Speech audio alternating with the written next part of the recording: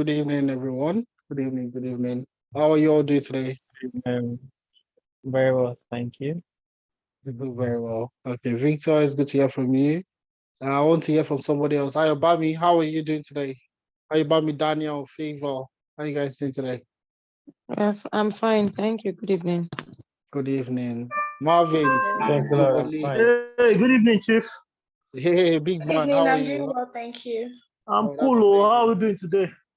I'm trying my best. We are trying our best as usual. You get me like Good stuff. but everything is going well. Thanks.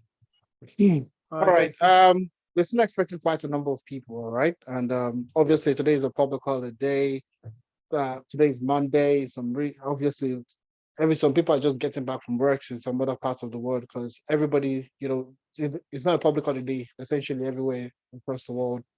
So today we're going to be looking at how to start your career as a business analyst. Now I know a lot of people have so many questions today, and I usually get a lot of questions around starting your career as a business analyst, so on and so forth. But essentially, and that's the reason why we're having this masterclass to demystify what a business analyst actually does. All right. So, the next couple of hours is going to be very interactive, interesting, immersive session. And I want you guys to relax and ask as many questions as you want because that's literally why we're here today. So, firstly, before we get started, yeah, let me get to know you guys. Why some people, why we expect people to join in. All right.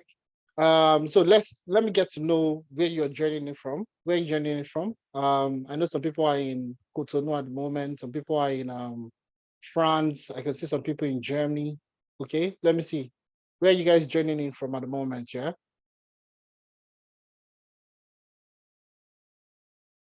Let me see. You could use the chat. You could drop it in the chat and let me take it out from the chat. Okay.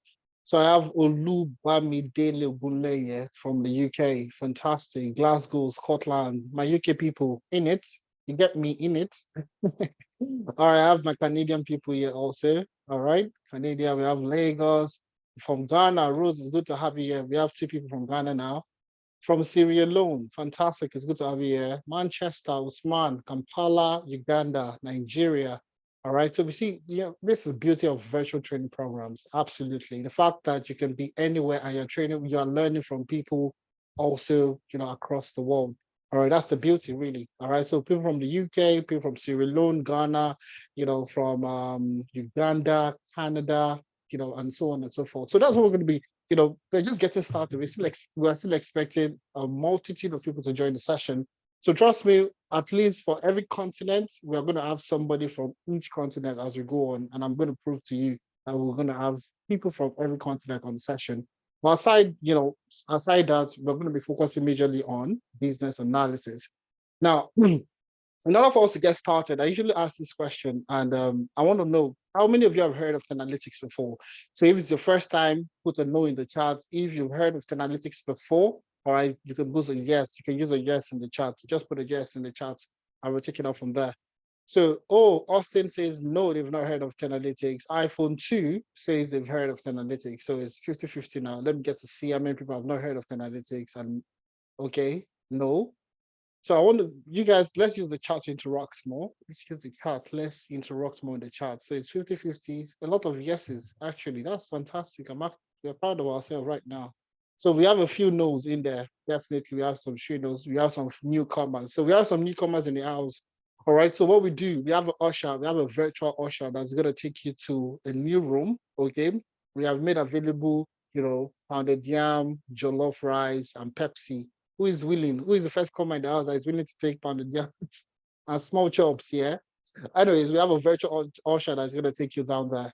But before they take you down there, before they take you to get your small chops and all that, okay, I'm going to do a little bit of introduction to what analytics is all about.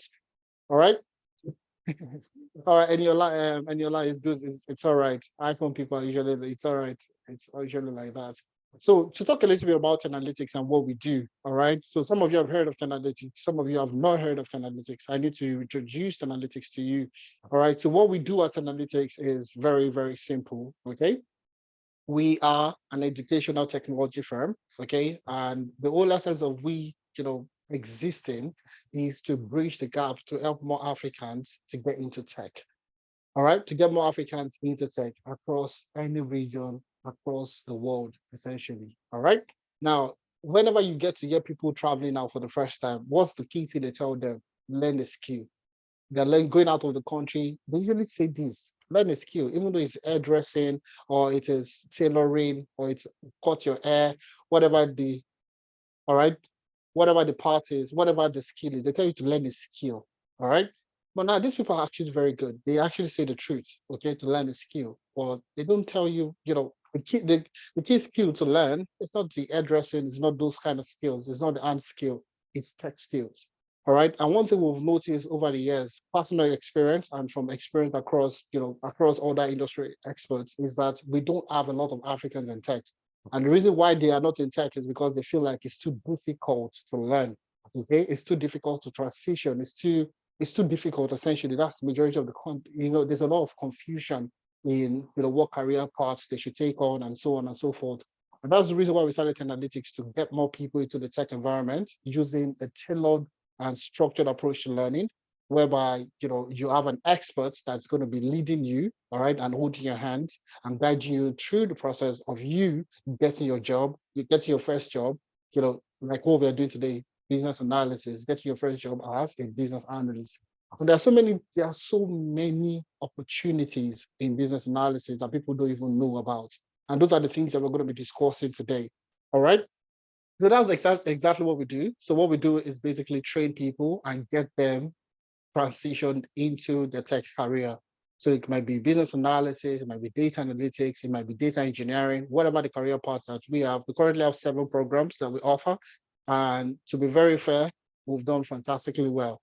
All right. So last year we did 300 people transitioning from classroom to their first tech job. All right. From classroom to their first tech job. Now, the reason why this is a big deal for us is because majority of these people have never worked as any form of tech professional. They've never worked in tech before. And now, these people they have their tech experience. And I'm going to be sharing some of the testimonial with you as we go on. But essentially, this is one key metrics that we did last year and really motivated us to say that, you know what, we want to do more this year. We want to get more Africans into the tech environment. And that's exactly what we wanted. And that's what we've been doing so far this year. All right. And that's why you're here today, for us to talk to you and tell you more about the data analytics, again, business analysis experience, and how you can actually transition into it. Okay. So with all these achievements, we got a lot of publications online. All right. Business Day wrote about us. Nairametrics also wrote about us. The Punch, the same thing. We showed up on different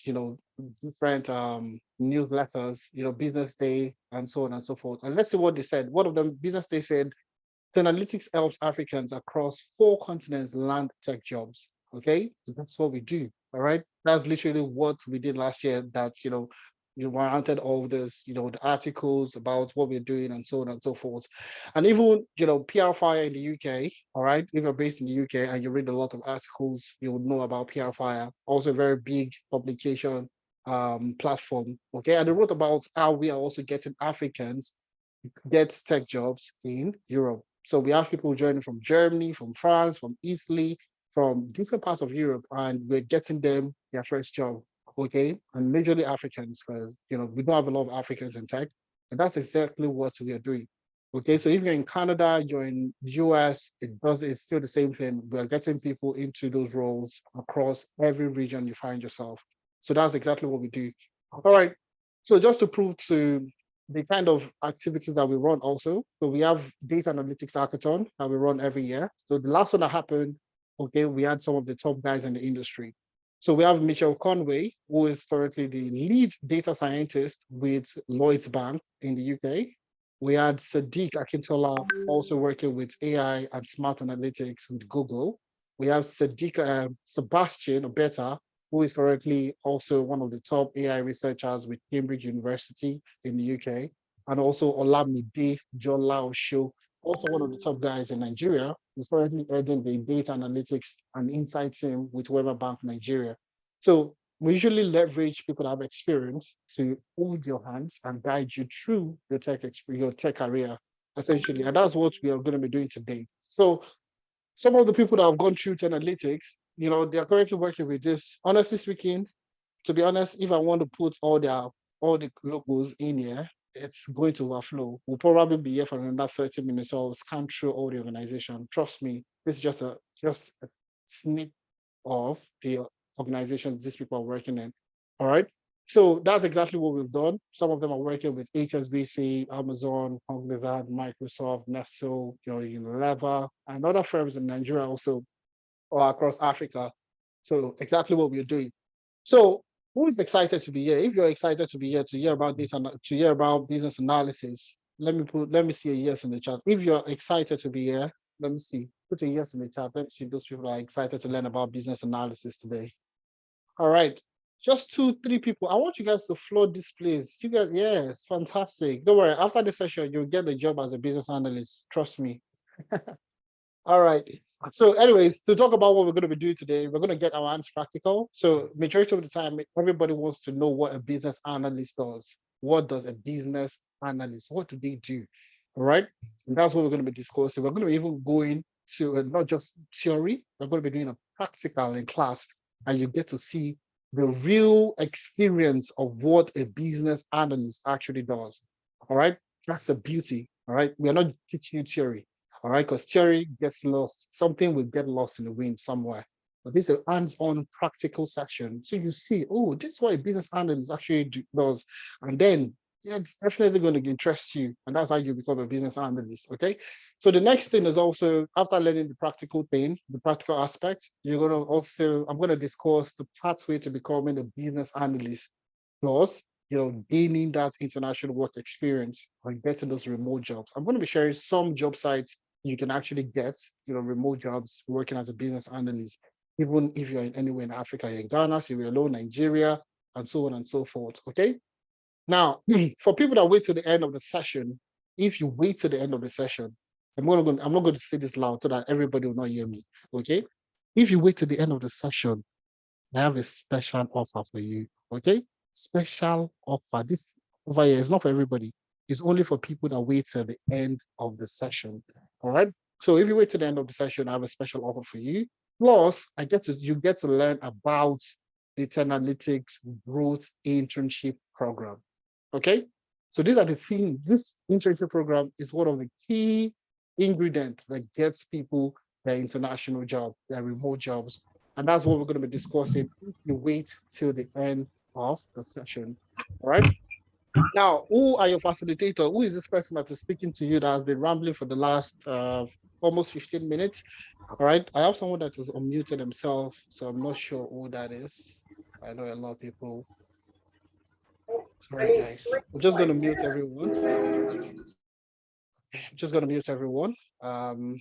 So over here, my name is Ifemena Ipro, okay, co-founder of Analytics, and currently I lead the business data support team here with the post office in the UK. All right, I've worked as a business systems analyst, I've worked as a data scientist, I've worked as a data analyst, BI developer, data engineer. I've worked quite a number. My experience has gone through from data to business to covering every aspect of tech to non-tech and so on and so forth. So that's myself. I have a master's in data analytics, close to a decade experience, cutting across multiple sectors, so on and so forth. All right. So and that's basically that's my own experience. And most people feel like, oh, if a man up, this is, you have good experience already. Well, I didn't start like this. And that's why I usually use myself as a point of contact to most people, all right, to tell them that my first degree was in economics. All right. So I did economics for my first degree. And, having done that, I started work. My first job was in management consulting. Okay, my first job was in management consulting. Please, guys, confirm if you can hear me well. Could you just drop in the chat if you can hear me, yes or no? Can you guys hear me well? Yes, we can hear you. Oh, okay, fantastic. Okay, thanks. Okay, yes, okay. So I started my first career as a management consultant. It wasn't tech. It wasn't even close, nothing ideal to tech at all. All right. So I I made a conscious effort, okay, looking at my career path. I looked, down the line to say that, oh, in order for me to become a senior manager, if you're very conversant with consulting, you know who a senior manager is. In order for me to get to that senior manager level, okay, it required a lot of years of work. Okay, sleepless nights, working on different projects, getting the SME, and just saw that life. And I was like, Jesus Christ, just to get to senior manager. Back then, senior manager was earning about 700K. And I was like, I don't want to wait almost how many years? Almost 4 or 5 years in order for me to get to that senior manager position. So I said, you know what, let me, bypass it. So the reason why I actually got into tech was because of money. I won't lie to you. All right, was because of money. And now let me even see where you guys are coming from. So what's the whole essence of you going into tech? Let me just get to know that real quick. All right. So what's the essence of you going into tech? Is it because you want to solve a problem? Is it because you're looking for a befitting career? Is it because you're looking for more money like myself? What's the situation? Why are you looking to transition into tech? Why? More money. Oh. So it's more money. I can see the people that are with me. More money and knowledge. Fantastic. I love that. Enough money. Moving to the UK. I want more money. Fantastic. I love this. If it's money, money is a good motivation factor. I would like to know. Okay. Okay. If money is the major, that's the reason why I started, honestly speaking. And honestly speaking, the tech career part is fantastic. I'm not saying this because you can see where I worked. I won't lie to you. Some of them, it's just by applying, just having a very good experience, putting it on paper and sending it forward. But now, like I said, I didn't start with those experience. I started from scratch. And that's what we're going to be explaining to you, during the session today. That's what we're going to be explaining to you, to tell you that you don't need everything to get started. You don't even need too much to get started. As long as you have a work experience, you've been working before, okay, or you've been a student, even as long as you've gone to university, or you don't even have a degree or whatever it is, we can work with you to get you started. And I'll explain everything as we go on today.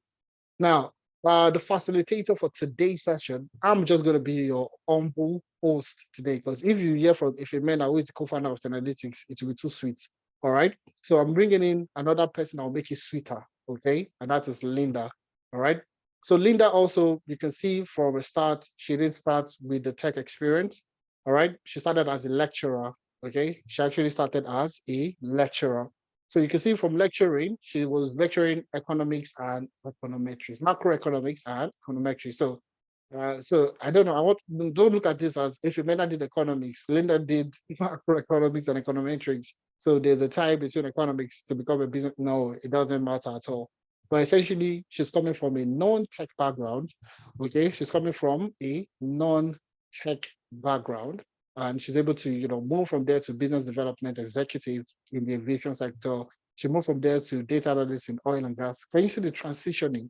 Now, if I show you mine, it's almost going to be similar. Management consulting, and I went into data. All right. So those are the beauty of what you can actually get to. That's the beauty of how you can transition. That's the beauty of tech. You don't need to go to become a doctor. You have to go to university, spend years and years, doing practicals and all that, simply with engineering. For tech now, you can spend 3 months to upskill yourself and you can easily transition into the tech environment. All right. So she moved from data analysis, from being a data analyst to becoming a business analyst. And she has worked in consulting for 2 3 years, 2 years and 3 months. She has worked in banking or fintech for 2 years, and counting.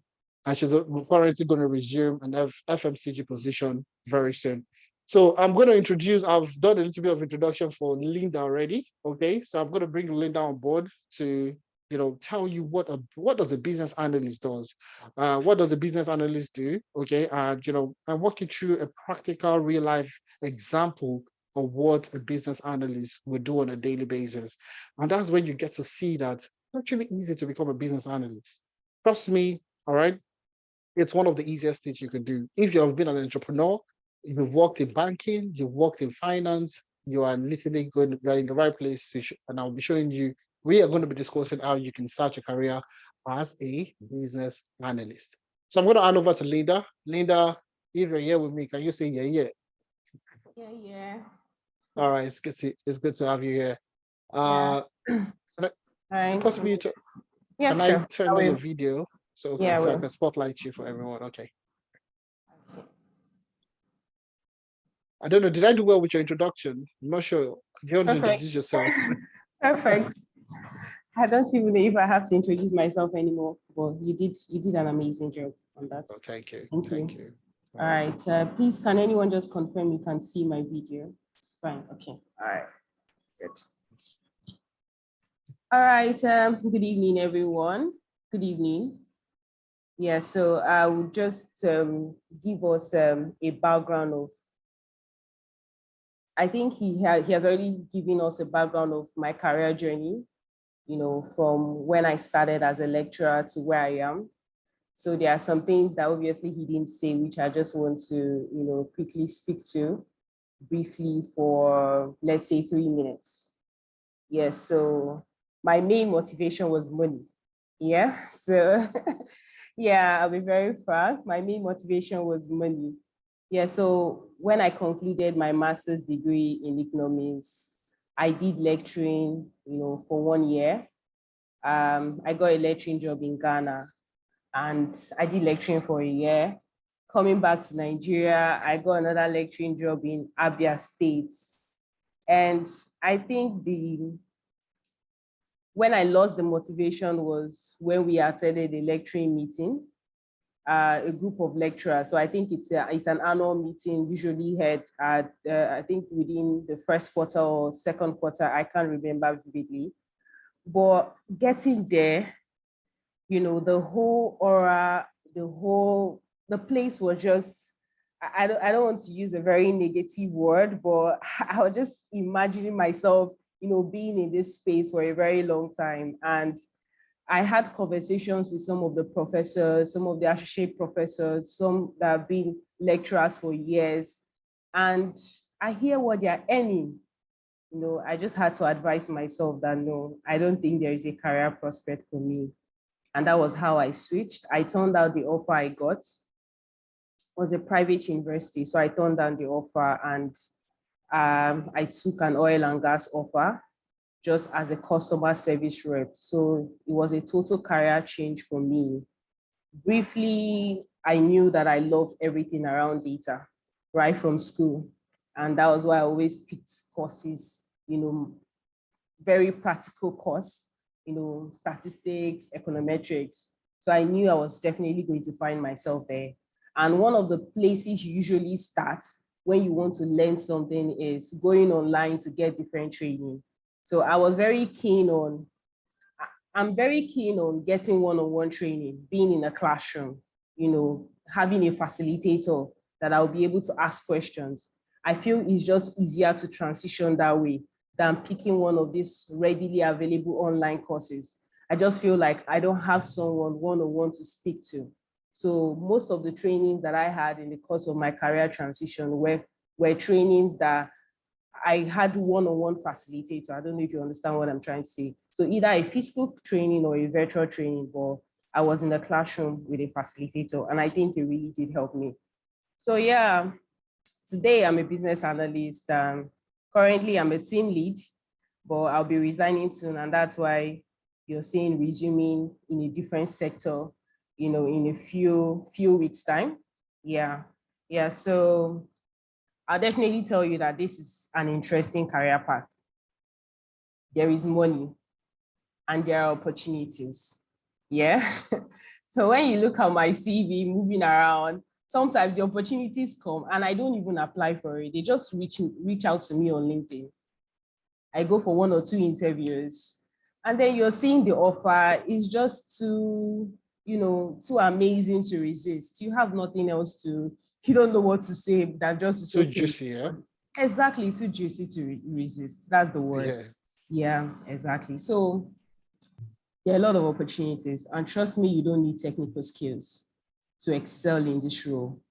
And I've had different opportunities where I had to mentor people who moved from different career paths, those within the HR, departments, some finance, a lot customer service rep, and they are doing amazingly well today. Yeah, so when I hear the figures, I hear the amount they are earning, I'm really impressed. So I believe that, and I know that you can also do the same. So just having given you a background of who I am, I'll just go ahead to introducing us into what we're going to be doing today. Yeah, so just let me know when you see my slide. And when we get into the practical aspect, it's going to be very interactive. So I would encourage 1 or 2 people to unmute, ask questions, and I'm also going to be asking you questions as well. So try and be attentive in class. All right. Okay.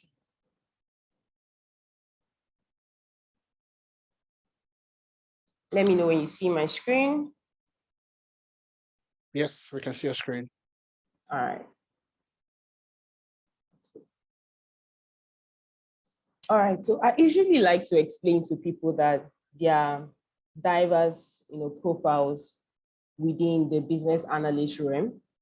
Yes, you have the core business analyst, you have the IT business analyst. So when we say the IT business analyst, these are people that they work primarily in IT firms. It could be different sectors generally, banking, fintech, but you're working within the IT department. Yeah. And most especially what you do is you're deploying IT solutions, digital solutions, different types of solutions within the IT realm. So that's where the IT business analyst is. But regardless of whatever realm of business analyst you find, a lot of the roles are very intertwined. They are very similar. You find yourself still playing the same role, gathering requirements, the same role working with the IT, the development team, and the business team to becoming a bridge between the business team and the IT team, and also overall creating value for your organization. So for a business analyst, regardless of the realm that you find yourself, there are 3 main values that every business, employing you to come into their company, there are 3 things that they expect from you. Number 1, they want you to, through your initiatives, to be able to increase profit, increase revenue within the organization. Also help them reduce costs, because it's very important. Every company is looking for how to cut down on costs. So they are bringing you in also through your initiatives to be able to help them reduce costs. And number 3, which is very important, is helping them streamline and improving their processes. Yes, so we're going to be explaining how you as a business analyst can help these companies achieve all of these 3 key things that is required of you. So we have process analysts. Process analysts usually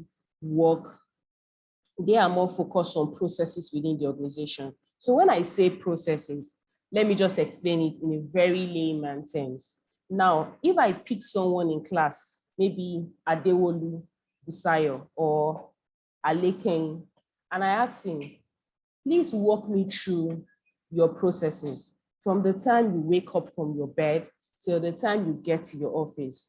I'm very sure a lot of us have similar processes, even though they might be different. One of which is, the first thing I do when I stand up in the morning is I meditate. For those who are on the very spiritual side, they would say, okay, I read, my religious books. And then the next thing I do is I find myself, in the restroom or whatever. So all of your processes, you're guiding me through every single thing you do from the moment you wake up from your bed to the moment you walk into your bathroom to the moment you have your breakfast at home. Obviously in Lagos, it's very unlikely that a lot of people have breakfast at home before getting to work. So let's just assume some people do. From the moment you step out of your house, the moment you get into your car, the moment you get into your office, and you kickstart your first or send your first work items.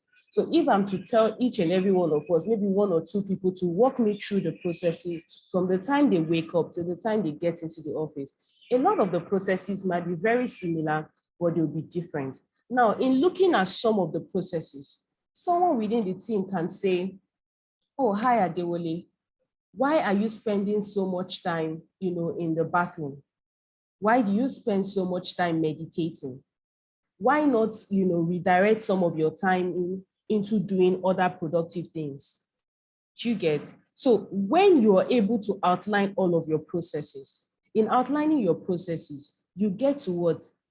You get to discover some of your process inefficiencies.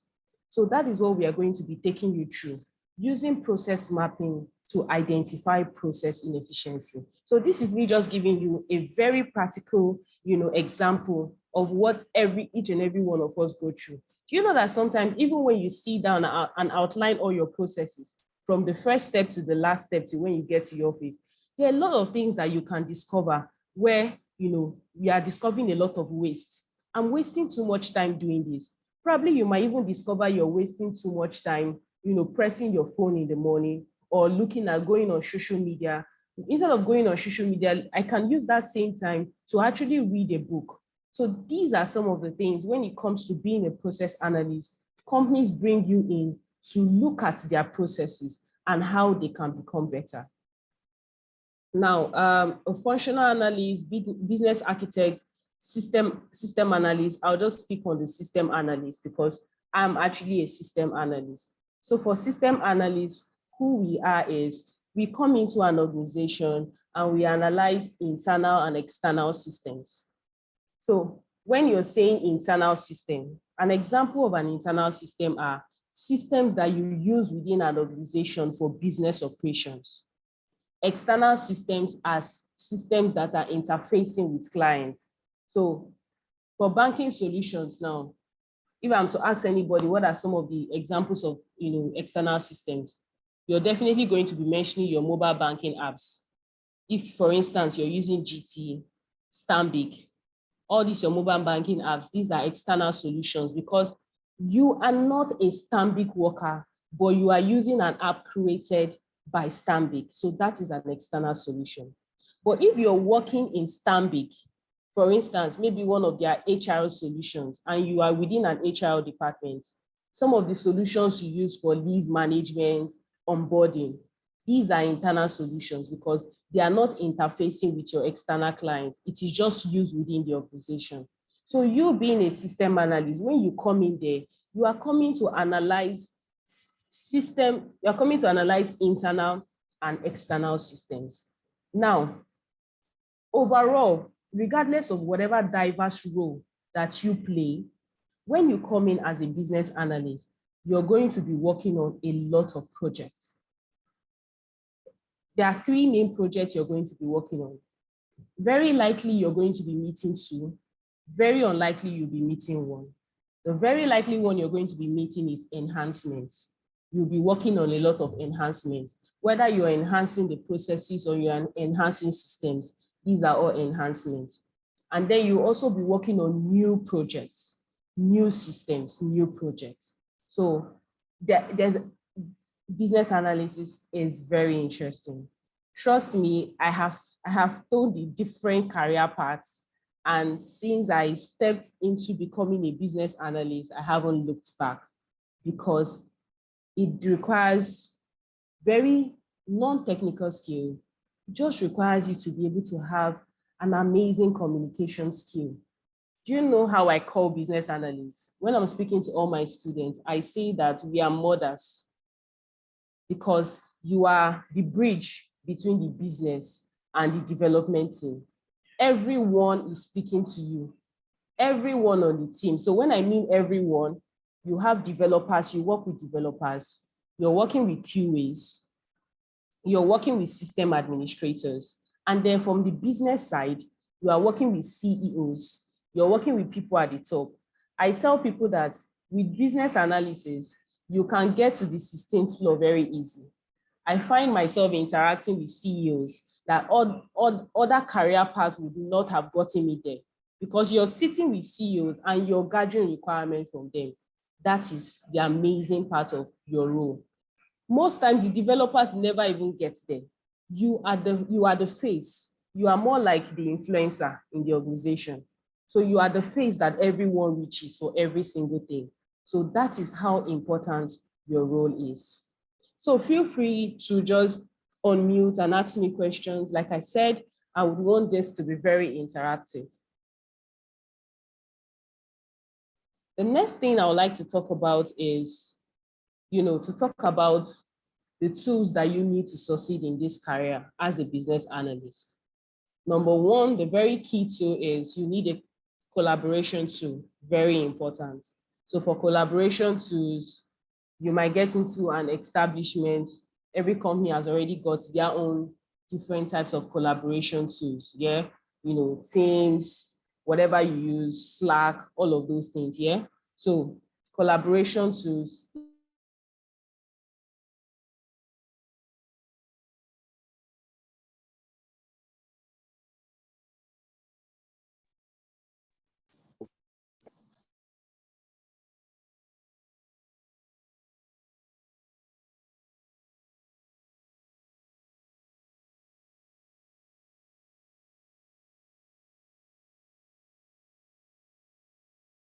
Linda, I think you just went muted. All right. Yeah, can hear you now. Okay, all right, thank you very much. Okay, so let me just reiterate to what I said earlier about the tools that you need to succeed in your career. Collaboration tool is very important. One of the beauty about what we do as business analysts is a lot of times we gather requirements through video conferencing. So you do not necessarily have to visit people's offices just to gather requirement. And that is why we now have a lot of our roles. We now get to work remotely. I don't think I've accepted any on-site job in a very long time. So I'm here in Nigeria. I'm taking on a role in the UK and in the US. I'm gathering requirements from Nigeria and I'm interacting with developers in the UK and in the US.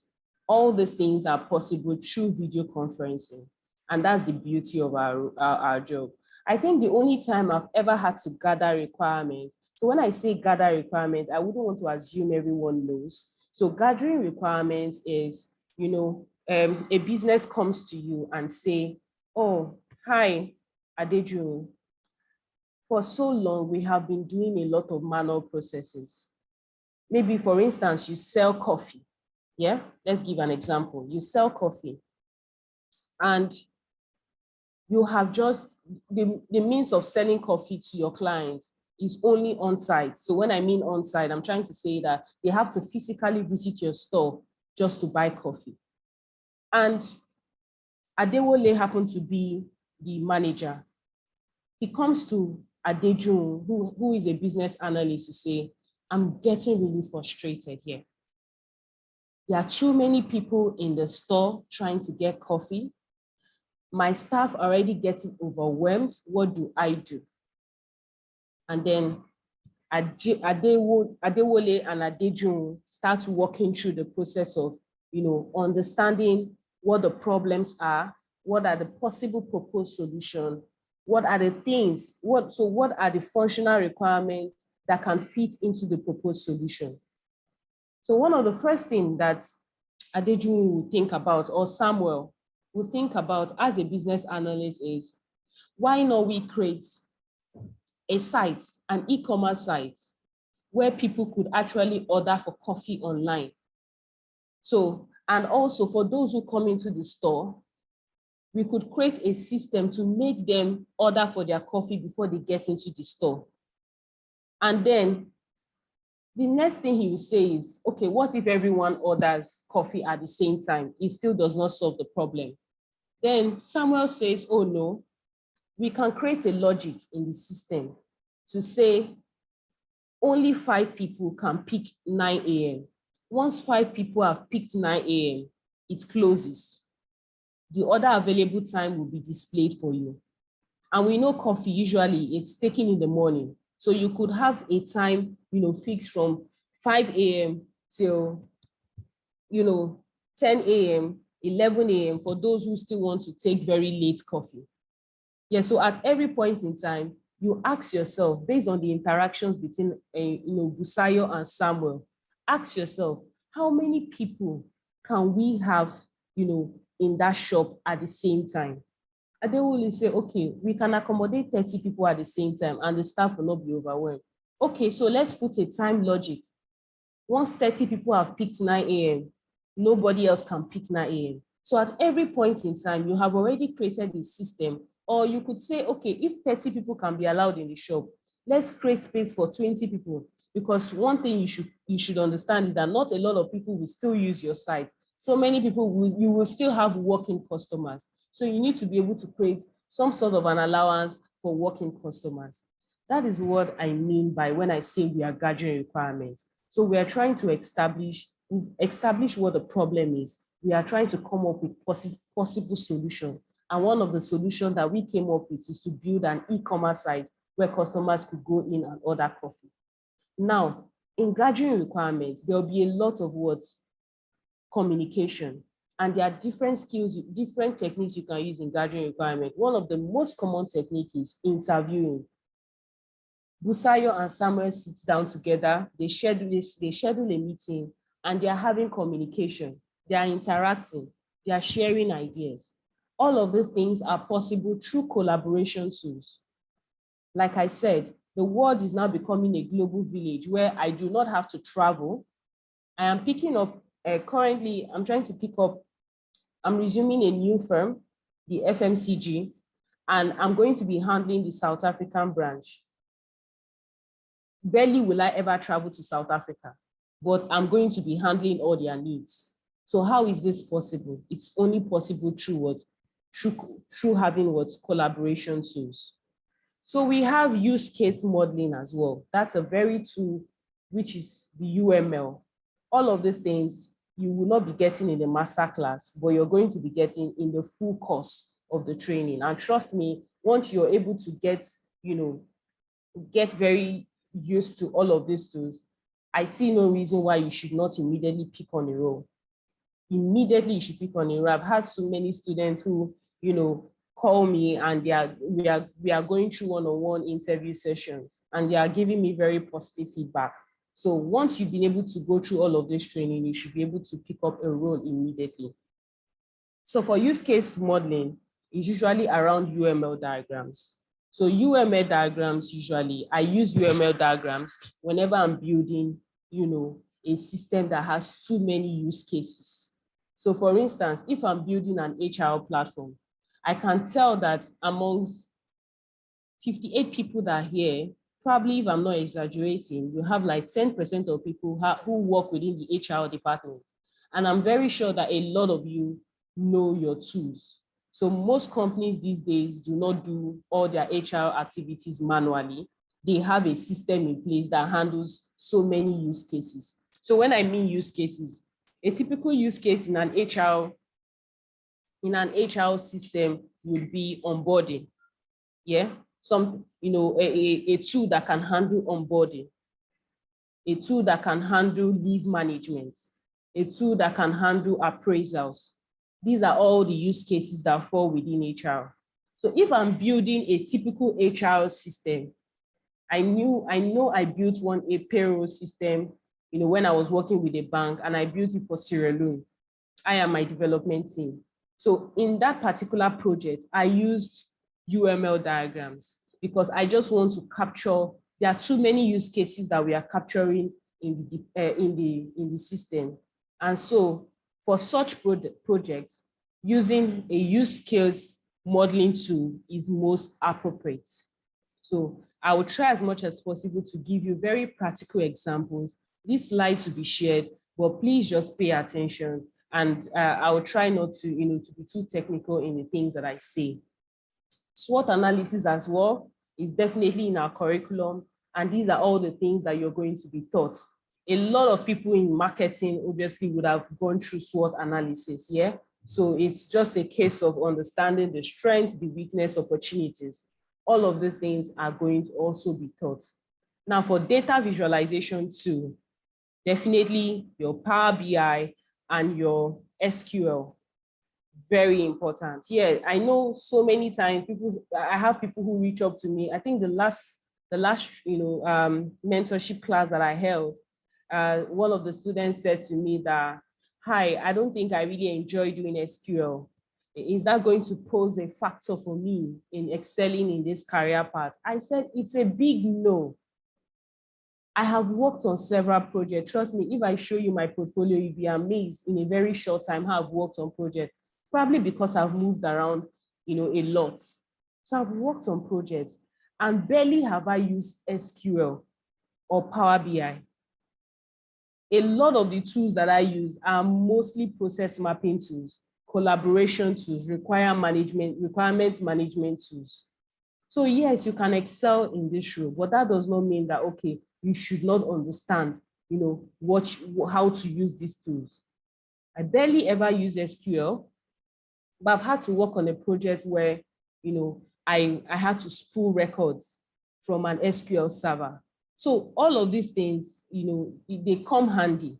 And these are the things that you're going to be exposed to. That puts you at the top of your game. So I'm going to give you all, an assignment as a take home. Once we're done with this masterclass, just go back to your LinkedIn, pick the job description of a business analyst and go through. Trust me, these are all the things that they are going to be looking at. These are the things you're going to be seeing in the JD. So it's an assignment for you. Just go through most of the business analyst roles being advertised on LinkedIn, and you're going to be seeing all the JDs falling within these tools that I've explained to you. The next one, very important, is a requirement management tool, Jira. I have a lot of the job ads I see, Jira. I'll just share one very short story, very interesting. So the first time I ever did one of the gigs, I ever got a gig in US through touring.com. Yeah. It was the first, the first interview phase is usually a chat. So they will tell you, oh, it's a chat, relax. And this was like my first international interview. Yeah. So I was very tense. You know how Nigerian interviews can be, like they are tricking you. So I envisaged it was going to be the same, but really it was totally different, very relaxed. It was more of even a yes or no. Can you use this tool? Yes. Can you use this tool? Yes. And so she kept emphasizing on using Jira. In my head, I was like, is it that these people think that Jira is too difficult? Yeah. But, she was just amazed at what, the things that I know, the things that I explained to her, about Jira, the things I know how, what Jira can do. She didn't even know Jira could do all of these things, tracking bugs, being able to use, either you're using your Scrum or your Kanban. I explained all these things, sprint board, backlogs, and even, what's it called? Poker voting. She was really amazed that Jira could do all of these things. These are the things that, you are definitely going to be getting more following this course, because you're going to be exposed to all of the practical things around Jira. You walk out of here, you are in an interview session and they're asking you, do you know how to use Jira? You don't just say yes, you're explaining to them what Jira can do. And that is where the confidence comes into play. So process mapping tool is another important tool, which is what we're going to be handling in today's masterclass. So for process mapping tool, the main tools that we use for process mapping is Visio, Lucidchart, and Draw.io. We're going to be using Draw.io and Lucidchart and Draw.io simultaneously. Reason being that I've had people who have missed out on opportunities because they didn't know that, they just focused on, Draw.io. So for some reason, they did not even know that Visio, Lucidchart, and Draw.io are all process mapping tools, and they basically do the same thing. So the reason why I'll just be interchanging between Lucidchart and Draw.io is just to be able to establish that these two apps are the same and they do the same thing. So when you walk into an interview session and they're asking you, do you know how to use Visio? You're not going to say no. You're going to say, I use Draw.io and it's the same as Visio. The only thing that you need to see is the business process mapping notations, and the notations are the same across all the tools. So that's the reason why I will be doing interchangeably between Lucidchart and Draw.io. Any questions so far? Please feel free to unmute and ask your questions, yeah? This is very interesting. Yeah, yeah.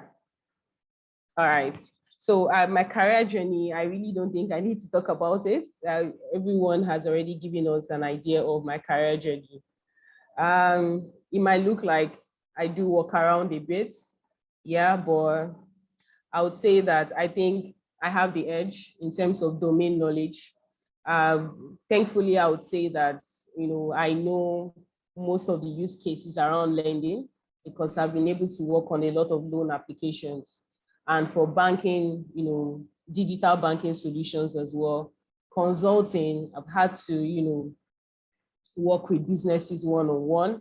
So when it comes to bringing in the practicality, around this career path, definitely I would say that, you can get that from me. Yeah. And for the FMCG is the company I'll be resuming soon. Yeah. So this is just an overview of who I am. And I read economics in school. Yeah. So my background, I have a background in economics. And yeah, there was really no technical, course and all of that. Yeah. So this course does not require you to write code. It just requires you to boss people around, boss the code writers around. So that's what I say. I don't write code, but I boss you around. So that's the beauty about this, this course that we're taking. All right. So back to business. This is where, it gets very interactive. Yeah, so I just want to take us through a typical project initiation planning phase. Remember when I said that, oftentimes as business analysts, you're going to be coming in to work on projects. Yeah, because when you come in to identify problems, you've said there's a problem, you have to solve the problem. And in solving the problem, oftentimes it requires you to either try to automate the processes or you try to streamline the processes. So when you're streamlining the processes, you can identify waste. So I'll give you a very practical example. We were working on a lending application. So what that meant was that we needed to give out loans in 24 hours. So from the time of your application to the time the money will be disbursed, we need to do all of those things in 24 hours. Now, remember that one of the key things about giving out loans, for those that are probably loan officers here or underwriters here, you would know that it is the checks. It takes a lot of time to validate a lot of these checks. Number one, people bring in a lot of fake documents. So you have people who come in and they say, oh, yeah, I work with this company and I'm earning 500K, but he's earning 50K. So we need to be sure that we're giving out the right loans to the right people, because it is at the collection phase. For some of you who have heard the jokes around PAMPay, it is not an easy joke. Yeah. So how do we give out loans in 24 hours and ensure that we give out loans to the right people? That is where a project comes in. So there are a lot of things that we need to do. One of the key things that we focused on was we built a scorecard system. So when I say a scorecard system, in the sense that let the system do the validation. The underwriters can just be there. For a loan of 24 hours, we don't need humans validating it. We need to build a system that we can trust, more like a robot that we can trust to do these things quicker than humans would do it. So we built a lot of, number one, we integrated with credit bureau. So immediately you submit your application, the system is already checking your credit ratings. Before I worked on this project, I didn't even know we had an organized credit rating system in Nigeria. Trust me, we do. Everyone has got their credit ratings. I did not know. And we have a system in place that does that. So we integrated with this system, immediately checks your credit ratings. So when I say scorecard, if your credit ratings is within a certain percentage, it gives you a certain score. Yeah, so at the end of the day, it's the score that the underwriters will see, and is the score. So we've set a logic in the system that if you get maybe 70 or 80% score, we can give you this amount of loan. So we also built a system that quickly, demands for when you submit your bank statement, your system already, we've connected through APIs to all the banks, and we can easily check and validate the bank statement to be sure that it's actually coming from your bank. We have too many things that we built, about 5 different services that checks all of your data. One very interesting one that we wanted to do, before I obviously submitted the resignation letter, was we wanted to integrate with an API that could check the house address. And I was very keen on working on that project. But unfortunately, the house address that the API was picking was our BVN house address. And we knew that we're not going to rely on that, because I opened my first BVN was in Delta State, and I don't even live in Delta State anymore. So we can't rely on such data. So what am I trying to say to you? I'm just trying to give you an overview of some of the interesting projects you're going to be working on. And the more you work on projects, the more you work on projects. Can anyone still hear me? I think someone. Hi, can anyone still hear me? Yes, please. Yes. Yes, we can hear you. Go on. We can hear you. Go ahead. Can you mute someone? There's noise from background distracting. Okay, thank you very much. Sorry. I think that person is still on mute, so I'll go ahead. Yeah. All right. So the more you work on projects, the more your mind opens. Wow, sorry. Dami, please, can we get to mute the person? So the more you work on projects, the more your mind opens to a lot of interesting things. And trust me, when you're starting off, you might not counter many, ideas that will come in, but the more you become better, that's why you are an SME. So when I say SME, you're the subject matter expert. Yeah. So you come in and you become the subject matter expert on some, departments based on experience. I know that when they bring you in as business analysts, oftentimes they either put you in squads or put you in future teams. So what that means is you can actually be assigned to a department to say any request that comes from that department, you are in charge. You are also in charge of identifying process inefficiency in that department. And at the end of the quarter, your KPI is going to be how many processes did you identify and what the solutions you implemented, what were the outcome of the solution. That is usually our KPI. Yeah, so this is just giving you an overview of several things that you're going to be exposed to. So this is a project initiation planning phase, where you usually come up with a new project. Remember that I was just trying to explain to you that a lot of times where you come in, you're going to be working on projects.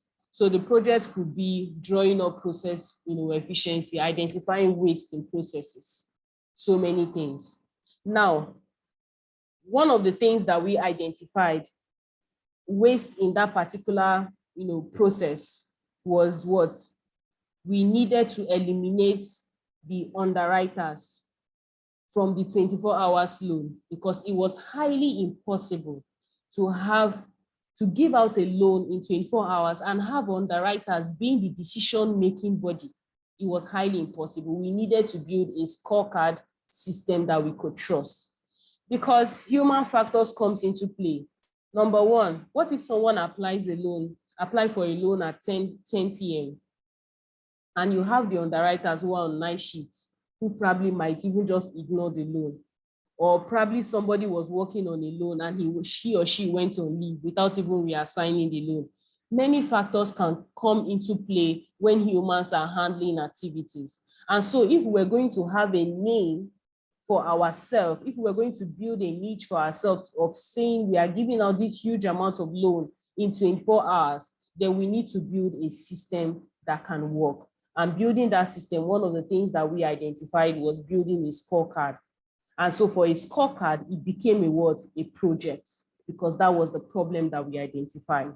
So as business analysts, when you identify problems, you have to solve it. In solving it, that is what bets the beginning of a new project. I hope that is clear. All right.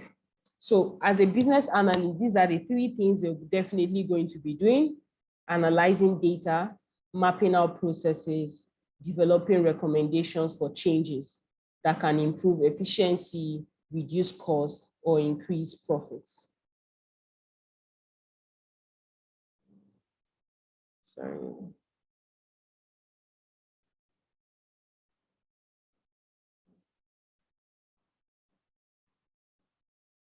All right. Okay, so the first thing is need identification and justification, which is what I said. The business analyst or the business owner identifies a need. When you come in, you identify the need. There might be different needs you identify, different departments. HR department can say, oh, trust me, you meet so many needs. There are too many needs that comes in, and every time they are coming in, they are saying this is a priority, please focus on this. So identifying a need, falls on you, as well as also the business owner. Yeah, so both identify need. And what are some of the tools that you use in identifying need? Number one is, establishing, gap analysis. Yeah. So for gap analysis, what are some of the things? How do you identify the gaps? Because, when you have gaps in a process, that is actually a problem. You have identified a problem. Yeah. So gap analysis, fishbone diagram is one of the ways, one of the tools that we use in identifying, establishing, doing a gap analysis. And process mapping. Process mapping is actually a very important tool, and PEST tool. All of these 1 and 3 and 2 is definitely going to be explained to you more detailed and with more use cases so that you get very used to it. So like I said, it's going to be a very practical course. So for today, we're going to be teaching you process mapping, how to draw, how to draw a process flow, and looking at a drawn process flow. What are some of the inefficiencies that you can establish by looking at it? That is what we are going to be looking at today. So there's no need to talk about all of this. What we're focusing on is what we have today so that we don't, drag the time any further. So this slide is going to be shared to you. Let me just quickly talk about this, what I have here. What are the 4 steps to performing a gap analysis? Number 1 is analyze the current state of your department. So when I say the as is, the current state, how do you do things presently, currently, or it can be also presently. How do you do things at the moment? So for instance, if you're within the HR department, how do you handle recruitment? If I ask someone now here, how do you handle recruitment? Maybe the first thing he would say is, oh, when there is a need, when a need is being identified from a department, we go on LinkedIn and we post out, we write our JD, we confirm, we review the JD with the business, with the team lead or whoever is in need of this, person, review the JD and then post the JD on different job sites. Probably we have a link with Jobberman, or we have, a subscription on LinkedIn where we could do all of these posts. When people apply, we do CV review. When CV is being reviewed, after the CV review, we pick out the best candidates and we send them invite for first chats. That can be your own processes for recruitment. So when I mean processes, like I said, remember when I started, I said your typical process, if I'm to say, Samuel or Adebola, walk me through your process from when you wake up in the morning till when you get to your office. A lot of the processes might be similar, but trust me, the activities will be different.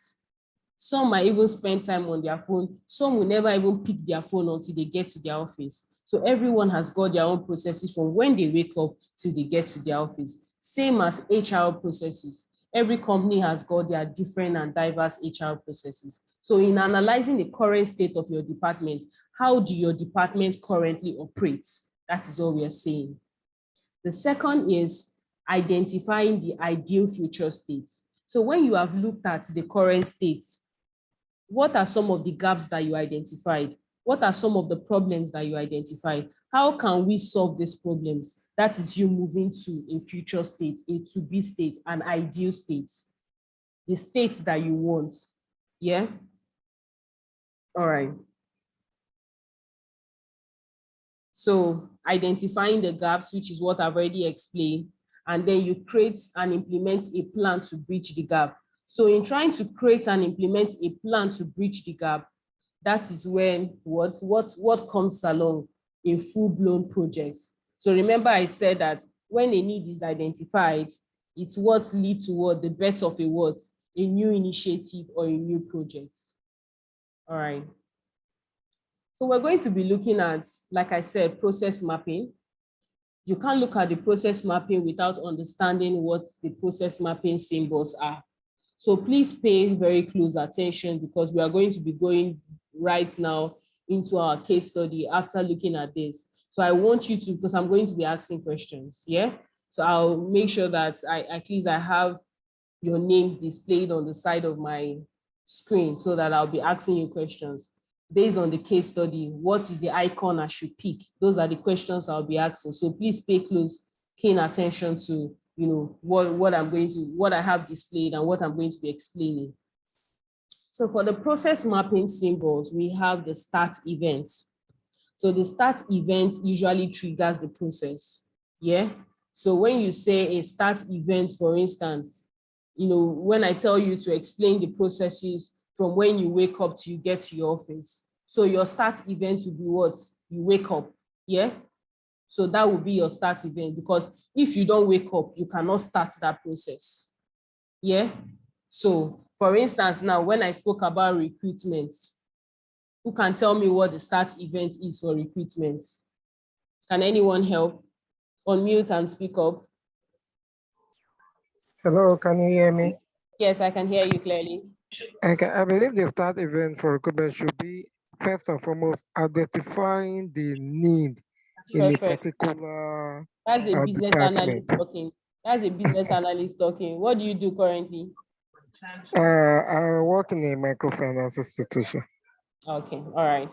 Yeah, no, but what do you do in a microfinance institution? I'm a middle level manager.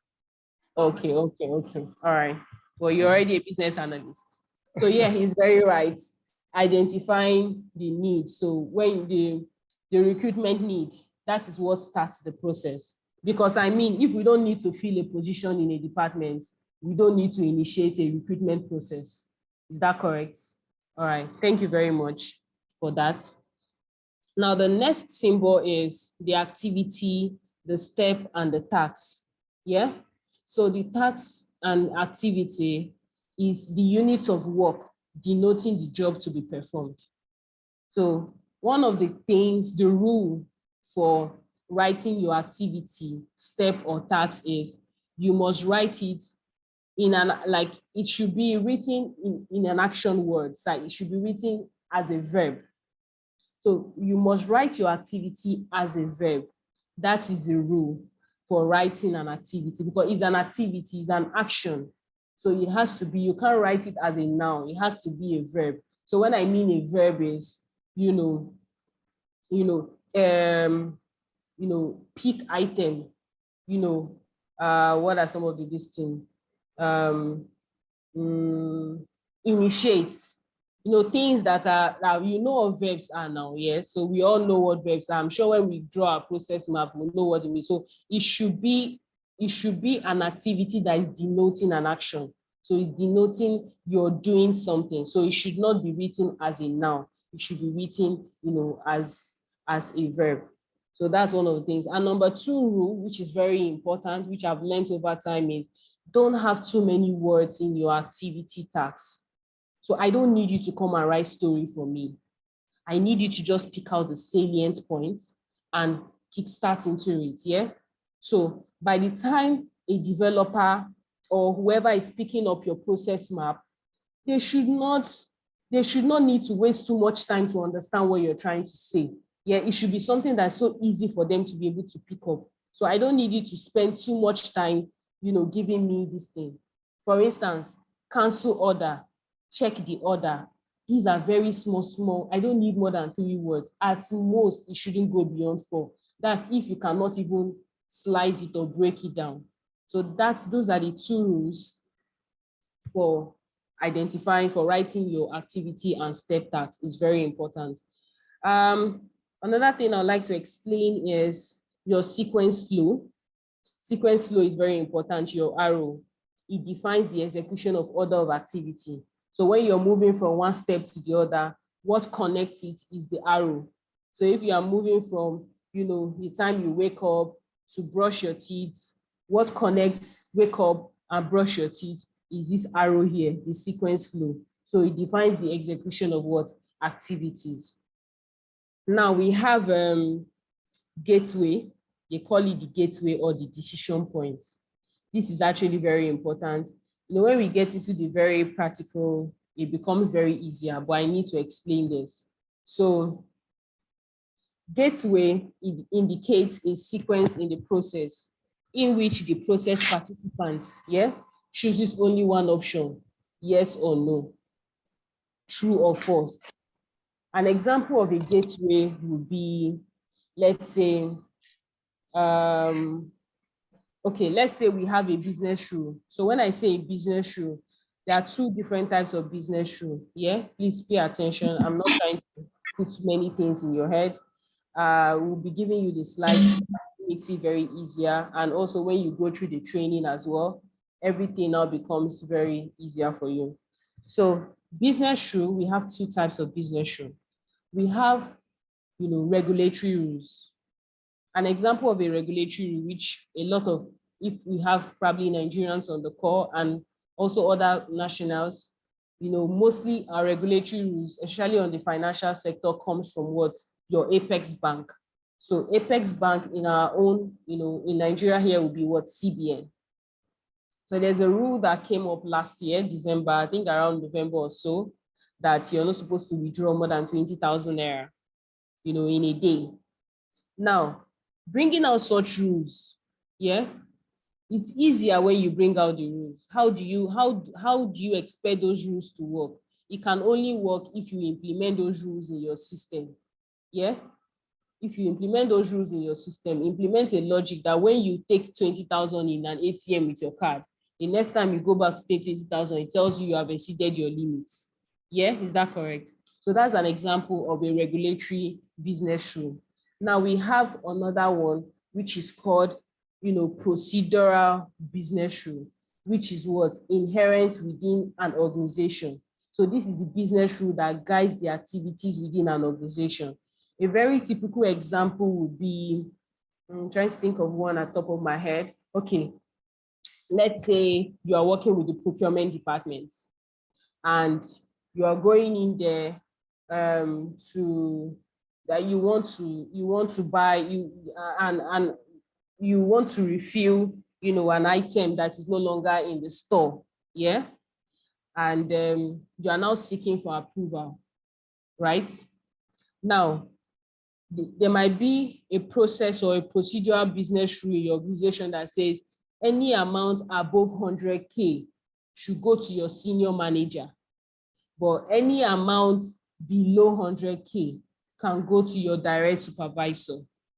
So if I am drawing a process flow now, and I have a decision box to say, is this amount above 100K? If yes, where does it go to? Senior manager. If no, where does it go to? Supervisor. So that's an example of where a decision point comes in. So decision point is actually very important in our processes because you cannot eliminate it. They guide. Hello? Hi. Yeah, decision points are this. Can I cite an example and see Please if go it ahead. matches what you're saying?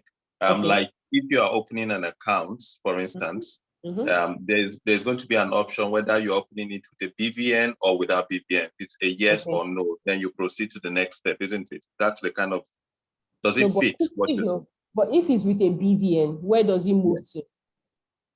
It goes to the next stage, probably to maybe conclusion. It gives you a smaller, maybe a first tier account without BVN.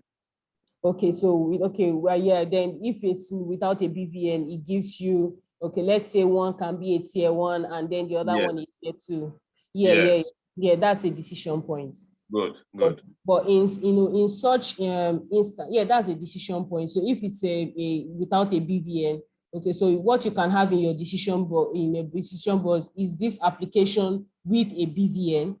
If no, then you know you're moving towards opening a tier 2 or a tier 1 account opening process. If yes, that's correct. That's a decision point. All right.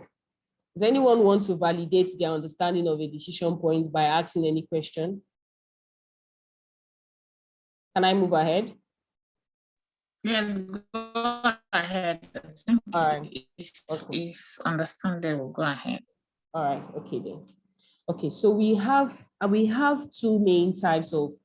We do have about 5, but a lot of times it's usually the main 2 that we use, which is what I have displayed here. We have the parallel gateway and we have the exclusive gateway.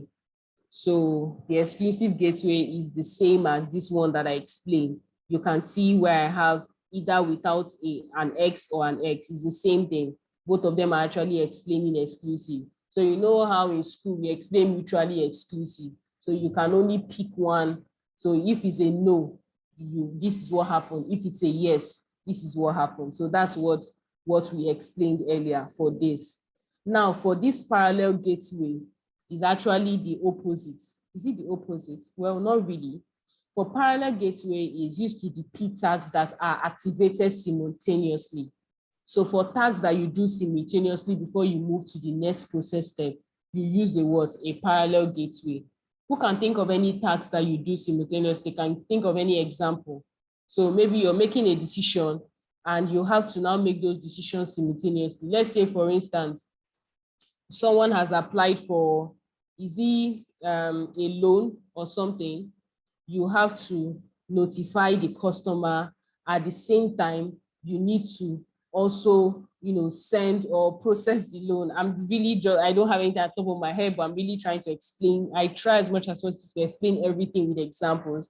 So it's not really, I'm thinking of, I have an example that I've already, handled or I've thought of already. But most of the times I come in here and based on experience, I try to give in, all the experiences I have in explaining some of these things. So for parallel gateway, an example could be so this task must be done simultaneously. It's not a mutually exclusive, a yes or a no.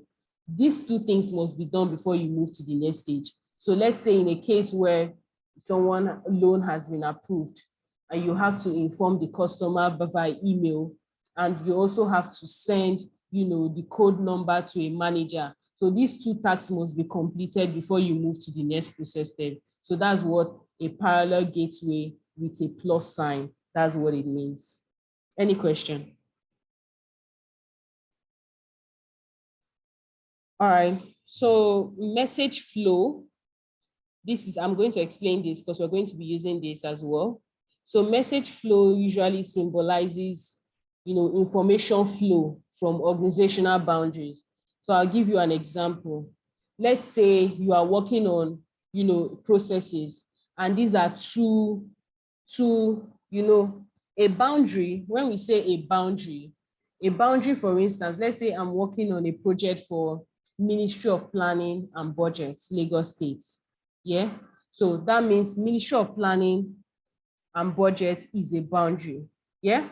Now, if, for instance, before I can kickstart that process within Ministry of Planning and Budget, I am picking on, a message would have to be sent from the governor's office. Now, the governor's office is another boundary on its own, even though they are all within Lagos State boundary.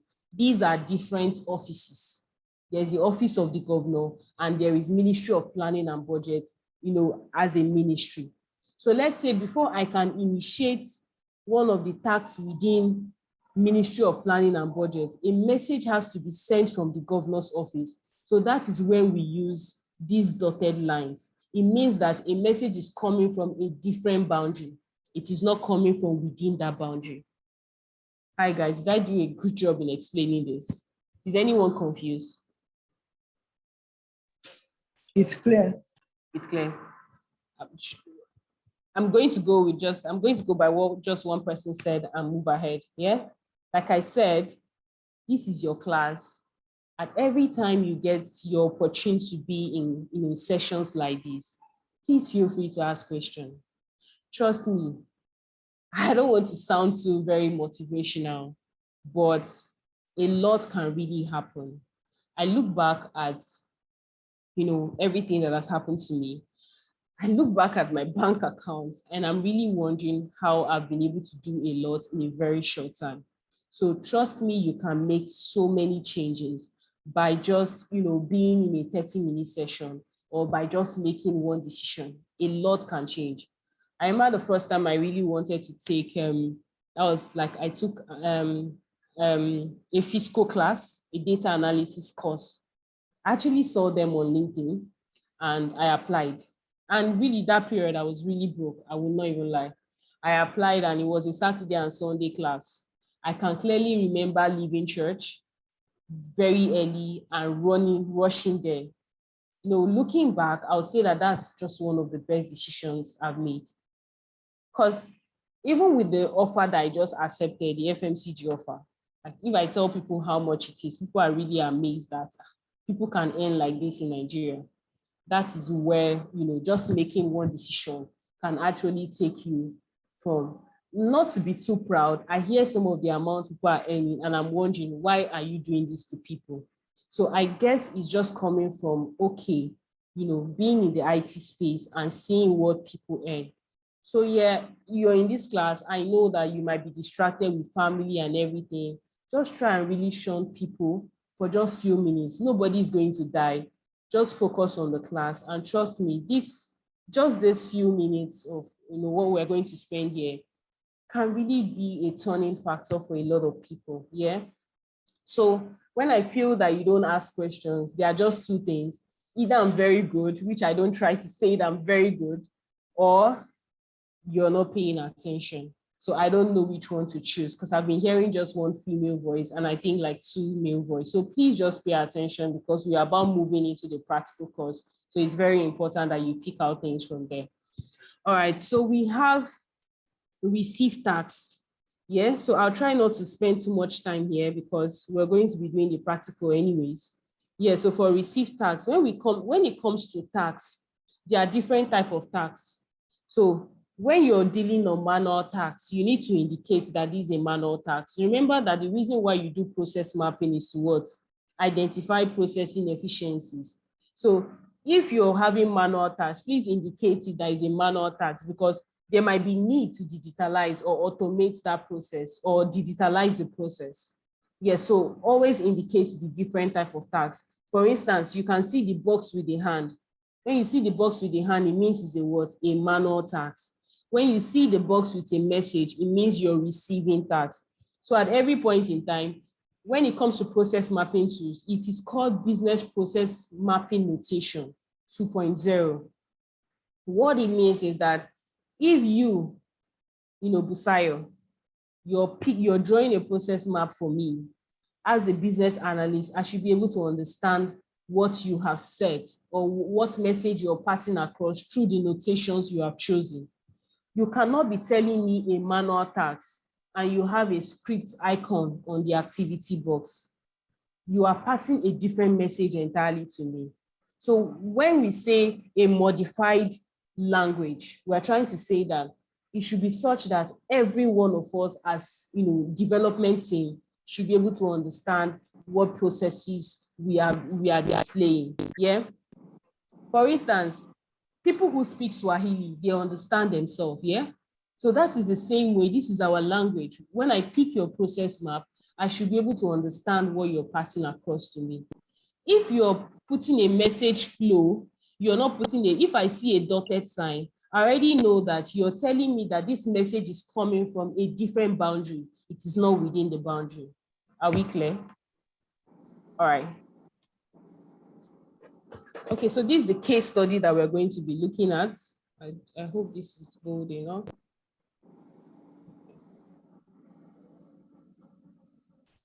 Sorry, let me try and zoom it.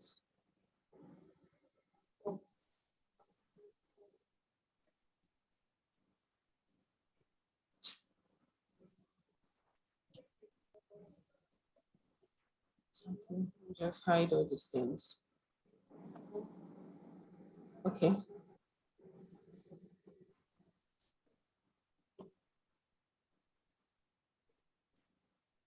All right, so go back to my presentation mode. I guess it's the same. All right. So I'll read out the case study. Please pay attention.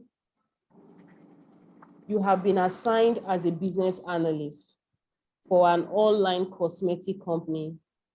The company sells various skincare and other beauty products. This is your first big project within the company. And your first project is to build an online web portal where customers can get the best online customer service experience. What's your first project? To build a what? An online web portal where customers can get the best customer service experience. Now, since the team will be using an agile approach, you're going to be taught how to the different methodologies, waterfall and agile. Not in this masterclass, but you're going to be taught that in the main class. So since the team will be using an agile approach to complete this project incrementally, your first assignment is to manage the backlog and create some user stories. To understand the requirements, you have decided to map out the current processes. You decided to meet the various cross-functional team members to understand their current processes. So all we are coming to do is to map out the current processes. Sorry. So what we are going to be doing is to map out the current processes. And we are going to be looking at cross-functional team members. We're going to be meeting this cross-functional team to understand their processes. So when we say cross-functional team, what the people that are handling each of the units or the departments. So we are going to go to them and we want to understand their processes, elicit information requirement from them, which is what we feed into our the processes that we are going to map. But because this is a case study, so they have already given you all the things that you need, which the things that you would ordinarily schedule an interview for, all of those things have already been explained to you here. So the first thing is the customer will go online to the company website and place an online order for beauty products. The customer service is the first point of contact as they get the online order from their website. The customer service team then checks the inventory to ensure that the stock is on hand or needs to be replenished to ship the order within the lead time. On rare occasions, you know what, I think reading it out doesn't even really make sense at this moment. We can go right into it. So what I will be doing is I'll be moving in between screens. So let me just, what I would do is, let me come in here to share my entire screen so that it's not difficult to navigate. So I'll just pause my sharing and then resume to share the entire screen.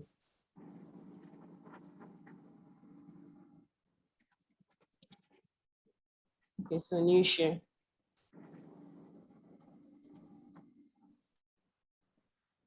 All right.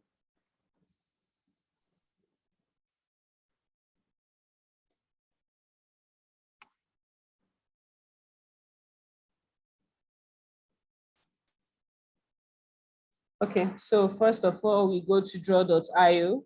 If you have your laptops, feel free. You can type draw.io on your search bar.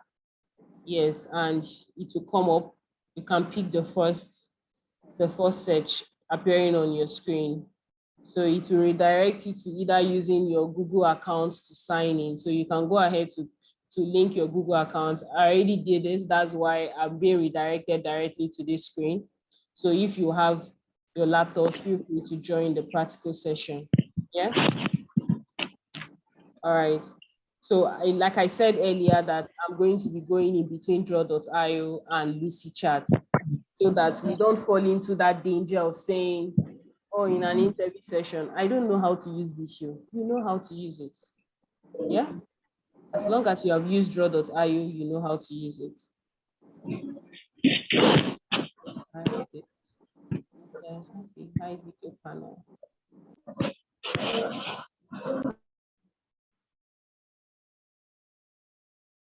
Okay, very good. You need to hide all those icons. Okay, so I'll go to my Lucy chart. I already use Lucy chart at work, so, but I created another account for this training. So these are some of the processes I do at work. Yeah, but I'm going to be logging out because I have to use a different account. Yeah, these are some of the processes on project I've worked on. Yeah, so just to give you an idea of, you know, what your process mapping does for you and how almost you're just, at least I can definitely guarantee you that your first row, you might just be needing.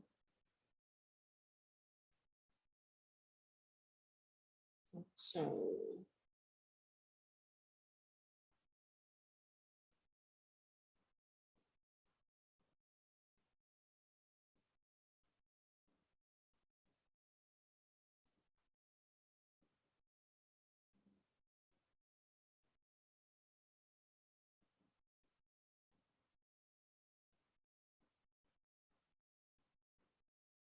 okay, let's see. I think I created one.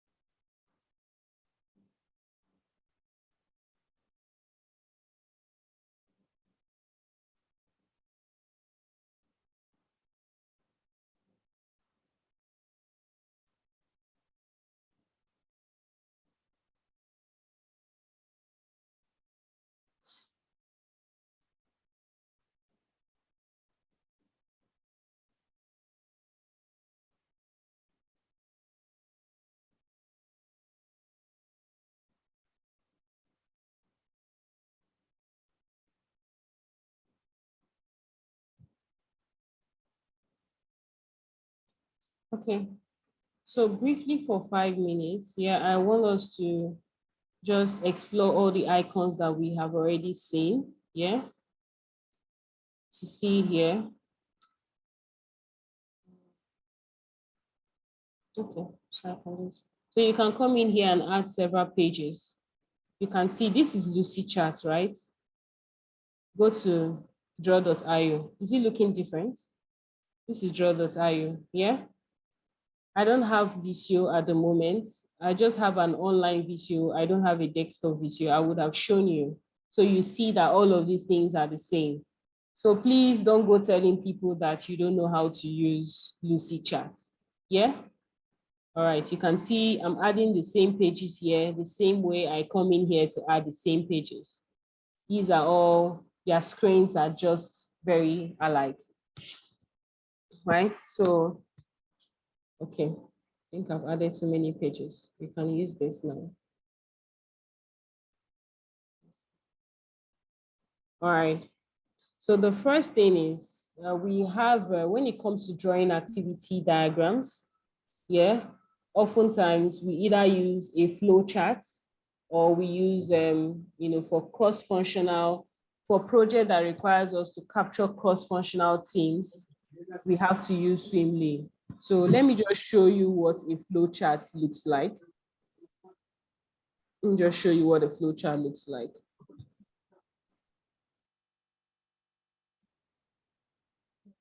Okay, so this is a flow chart, yeah?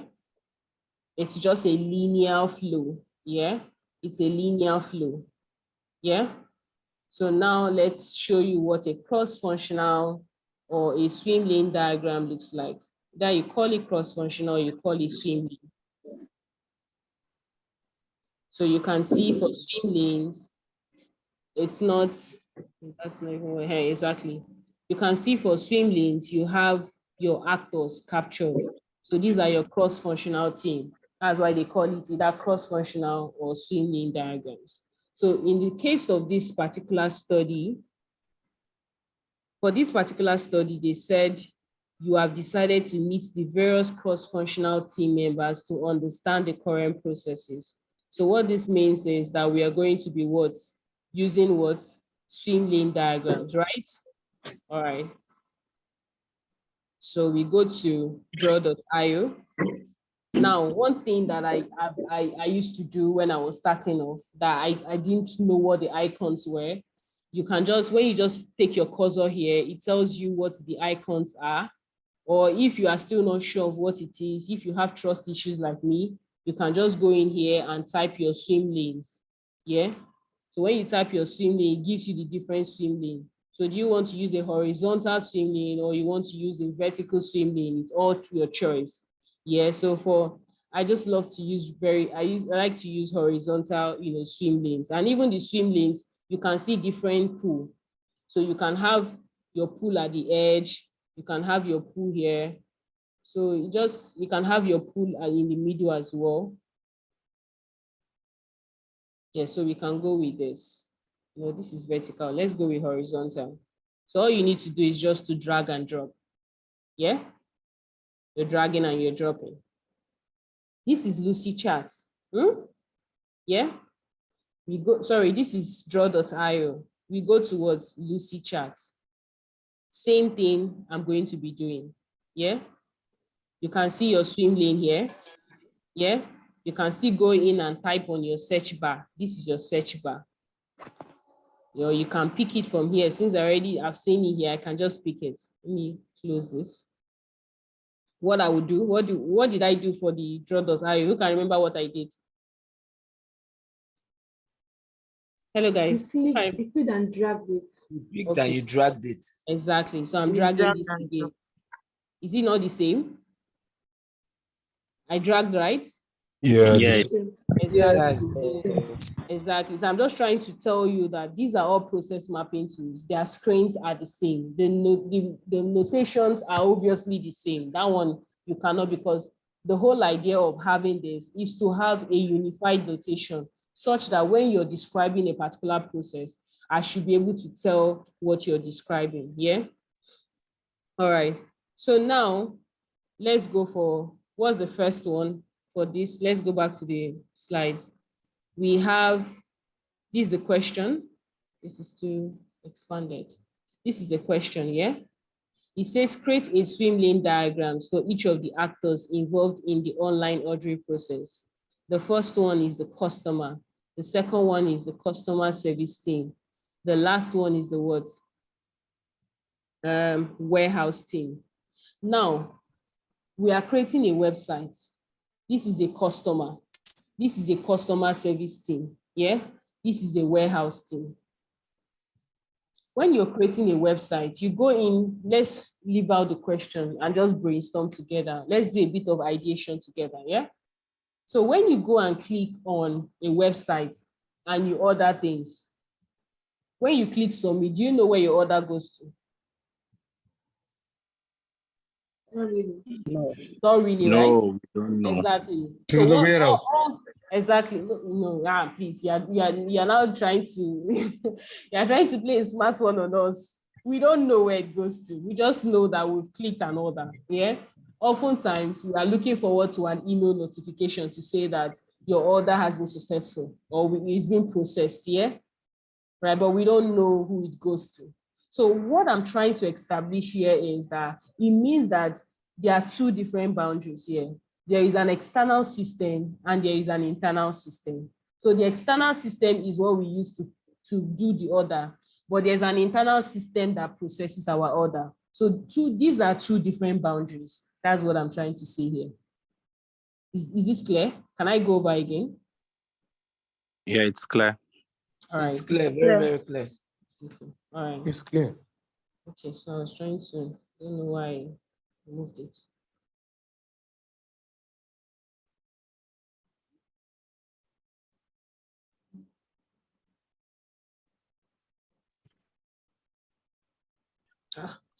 Sorry. Okay, so let's go back to using this ones. So if you want to, or this is Lucy chart, you can see it's giving me what 3 lanes. So what I need is just what, 2 lanes, yeah? So I go back to 2 and it removes it for me. The only beauty about Lucy Chat and draw.io is that when it comes to user experience and I want to get things done, I usually go for Lucy Chat. Why? Because it's a paid subscription. So they need to make user experience, they need to create an amazing user experience for people to be able to pay for it when there is a free subscription like draw.io. So they need to be able to compete against draw.io. And I think they've actually done a good job in, competing against, draw.io in that regard. Let me see. Okay, so, okay, so this is what I would prefer. I prefer to use this one. I prefer to use the pool where I can name my pool. Yes, I want to name my pool to be what? Online. Am I spelling my online well? Online ordering process, yeah? Yeah, so this is what I want to do. Okay, so I have 2 lanes. So I want to pick another lane, but I don't want to pick the lane with the pool because I don't need a pool. I'm just going to pick just an empty lane. Yeah, I'll reduce it. I just need 1. Yeah, so what I need is 1. You know what I'm trying to do now? I'm trying to create another boundary for the customer because the customer has a different, system, different from what they use in processing the order. Yeah. So that's what I'm trying to do here. It's very easy to move around, very easy. So this is the lane for the customer, which is what I'm trying to do here. And the same thing I'm doing here is the same thing that happens in draw.io. Yeah. So I will still be moving around. Yeah. Then what we have here, the next on this thing is customer service team and warehouse. Yeah. So you can just click on it. It changes customer service team.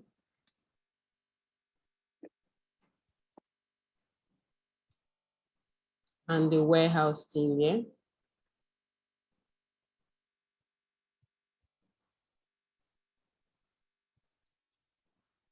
I think I should just maybe reduce the font size a bit so that everything is reducing the font size. Does it affect you guys? Do I go back to increasing it? I wanted us to see everything at a go.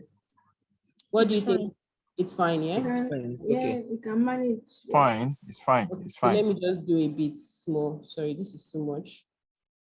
This is also, I don't know why it's rushing that much. Okay, so let me manually do it to 60 and see where it goes to. Let me do 55.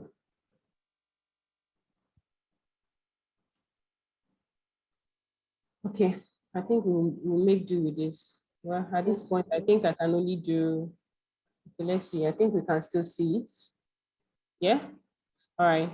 So we have, online ordering, customer, this is Lucy Chat, draw.io, same thing is happening here. Yeah, difference between this is draw.io, when you click on the tab, you go below, I think it's under arrange or so. Okay, so you can see there's a table form here. When you click on arrange, when you put your arrow, it shows delete row. You put your arrow, it shows insert row after. Put your arrow. So what we are trying to do, we are trying to remove 1 lane. So you just click on it and it deletes. Yeah. Yeah. So the truth is that when you join different companies, every company and words, I was very comfortable using Visio. Oh, like I said, it's all the same. Visio, I don't need to go and find anything here. All I need to do is to tap on it and I remove one of the lanes. Yeah. If you notice, I was trying to tap on that Lucy Chat to remove it until I noticed it was a different icon. So most times it might just be slight differences, but it's easy to really get by. Yeah. All right. So this, luckily for me, I have just 1 horizontal lane. So I can just drag it to separate the business, the customer. Yeah. So for the pool here, Control Z. Sorry, please, can I ask a question? Please go ahead, please. Please, why are we separating the customer from the other two? Yeah, so yeah, you know, if you can remember, I asked the question that when you order things online, when you submit, do you know where it goes to? You don't know, right? You don't see it, right?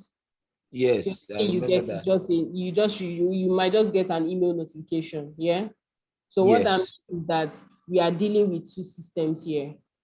So the system Okay. that you can see, which is the external system, and the processing system, which is the internal system in the organization. So these are two different boundaries. So we need to separate it. All right. All right. And please feel free Hello, ma'am.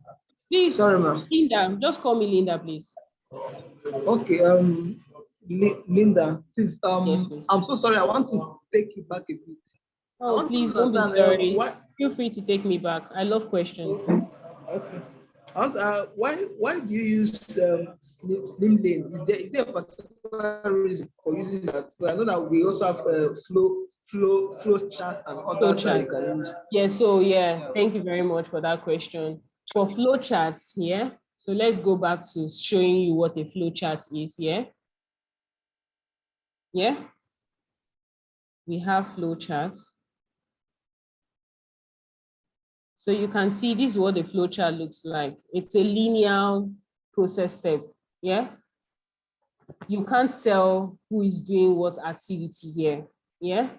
So usually when you don't have, you know, different actors performing the activity, that's when you can come in to draw, you know, a process flow chart. But in this particular case study, remember our question says, you decided to meet the various cross-functional team members to understand the current processes. And the question says, draw a swim lane. The truth is that even without the question saying draw a swim lane, once you know that you are meeting different team members, you know that you are capturing different cross-functional teams, yes? And so you need to draw a swim lane that captures all the actors. And these are our actors that we are dealing with, yeah? So I don't want to give you a response to say it was because the question says so. It's because we are capturing different cross-functional teams. There are different people performing different activities. And so to indicate the different people performing the activities, you need to be able to use it. You have to use a swim lane. Is this clear? Hi. Yes, I understand. All right, okay. So we have a customer here. And I'm trying to edit this. And this is a word, customer service, yeah? Yes. So at some point, I might just have to just pick one because of time. Yeah, so I just needed to, you know, I needed to let you guys know that they were all the same. Yeah. So the most important thing is that I've been able to pass across that message that they're all the same. So this is a warehouse team. Yeah. So you can always adjust it with your arrows. Yeah, I want it to be on the same reason. So this is draw.io and this is my Lucy chart, all looking the same. Yeah. All right, so now let's quickly go right into, we will be doing this for 30 minutes and yeah, you're going to enjoy the process. So the question says, the customer will go online, you know, to the company website and place an order for beauty products, yeah? All right. So we can just, either you have here start, you can have here your start icon. So like I said, what did I say? You have trust issues. What do? Type and look for your icon. Exactly. Yeah. Exactly. So this is already showing you, this is your start. Yeah. So your start starts from where? Your customer. Yeah. So you can to start. So it tells you what type of start are you looking at. and you can click on it. It tells you what kind of events. Yeah. So if the customer is making an online order here, what kind of events are we looking at here? Most times, if you don't know the event, you can just leave it. I think in this case, it's not a timer. Sorry? The escalation. Is it escalating online beauty store? I love that though.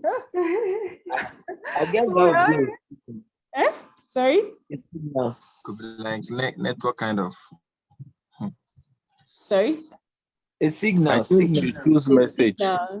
Network signal kind of. I think we should choose a message. A message. Well, I'm trying not to choose a message because he's just going into the website to order. So, I mean, let's leave it. We can leave it if we don't have jiggers. All right. So now one thing I love about these guys is that you can see this. Once I have my cross sign, I'm coming down here. You see the arrow is coming down so beautifully. And once I click on it, it shows me what I should click on next.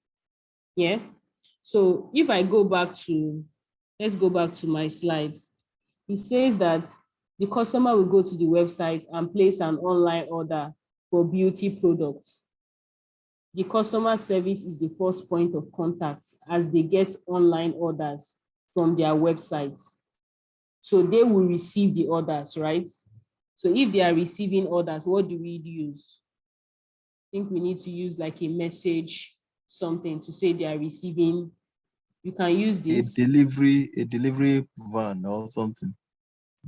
No, they place order online. Yeah. So if you are placing order online, you can have, they are receiving the order. So it's not a tax. Yeah.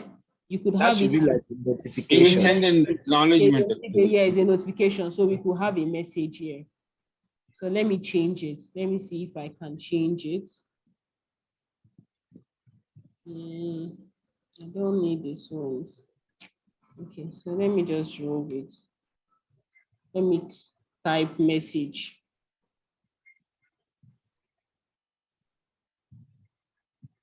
Let's see what comes out.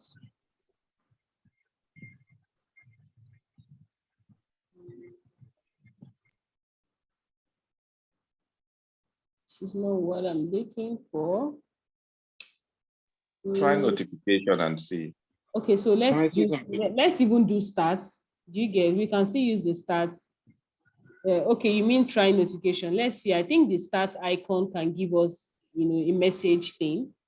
Let's use that for them. Message, exactly. So this works. Yeah. This is basically an acknowledgement and thank you note from the company. It should be an acknowledgement of the receipt of the order and thanking him, plus setting an expectation for the fulfillment of his order. Okay. That should be the message here. Okay, yeah, so this works, right? Yes, it does. Okay, It's perfect.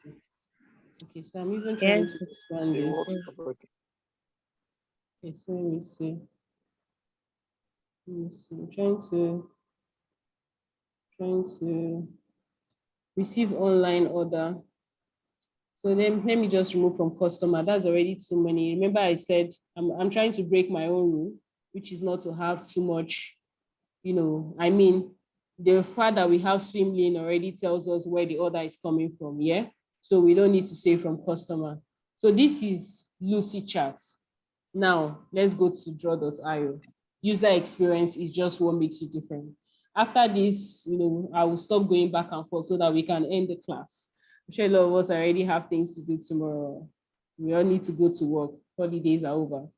All right, so you have here, so for draw.io, they don't have that, that joy of picking, changing tags when you right click.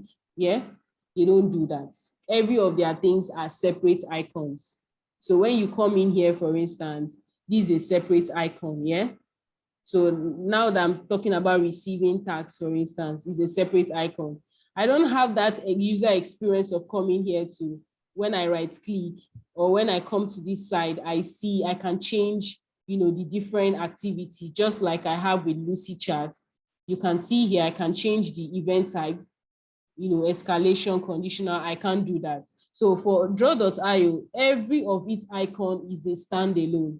So you need to be able to pick. We have all the same icons here. You see all the icons here on this Lucy Chat. This message, timer, escalation, conditional link, error, cancel, compensation. We have all the icons on draw.io, just that you need to manually find them and pick it one by one. I mean, they tried. This is a free subscription, so you don't expect to have that much of user experience. Yeah, so that's it for draw.io. So all the icons are still there the same way it is. So it will be a take-home assignment for you to go and come up with your own flow. So you have your stats. You can also do whatever you need to do, make it more colorful. If you like colors, you can change your stat to green, whatever you like. So what's the next here? It says the customer service is the first point of contact as it gets online orders. The customer service then checks the inventory system. Yeah. All right, so what do we do? What's the next icon to use? Hello, guys. That would be it. I think under the stats, that event type, there should be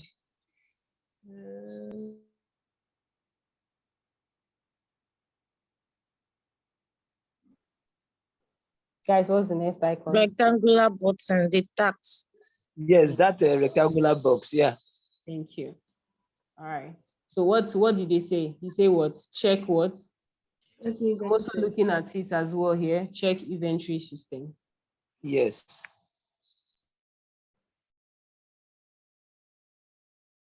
Just drag it a bit. Make it line up. Check inventory system. Now, somebody is checking inventory system. Shouldn't we change the tax type?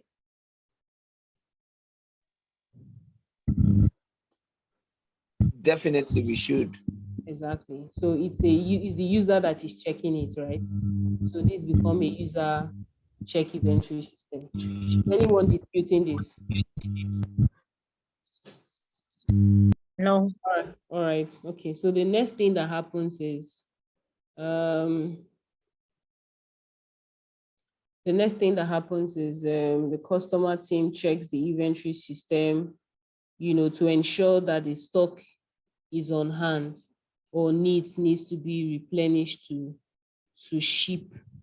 Wait, sorry, let's read it again.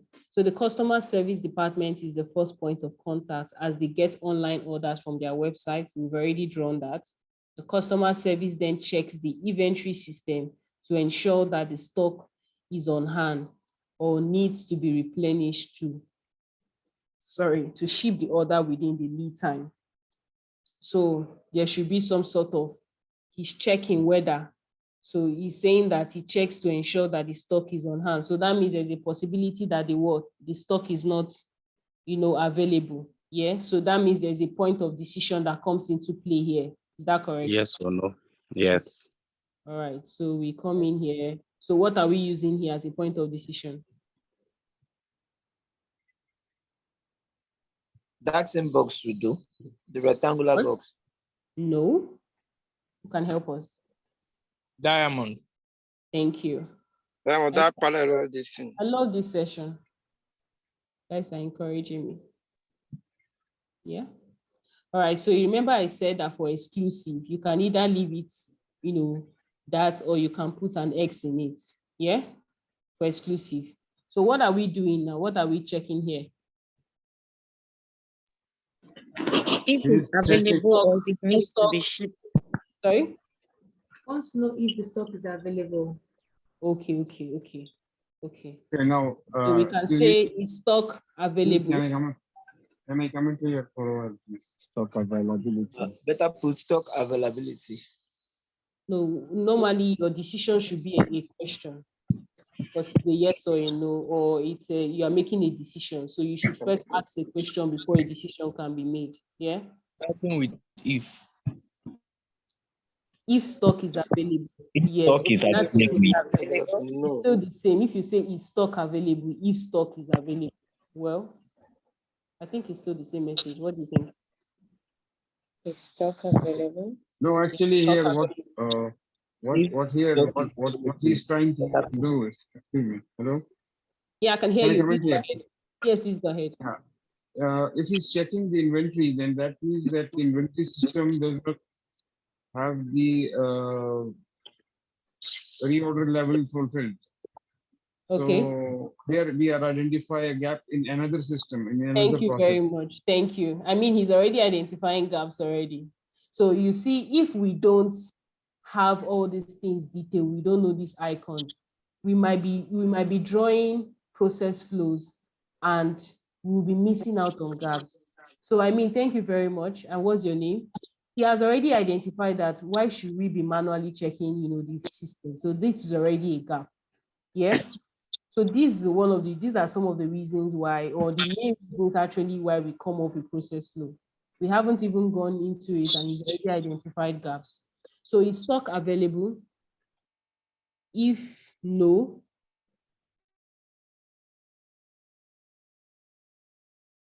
so we can just click on this, no.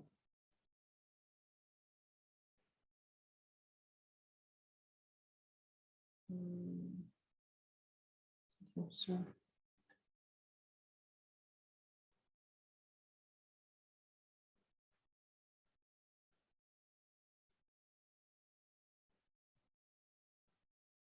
so we can have an activity here.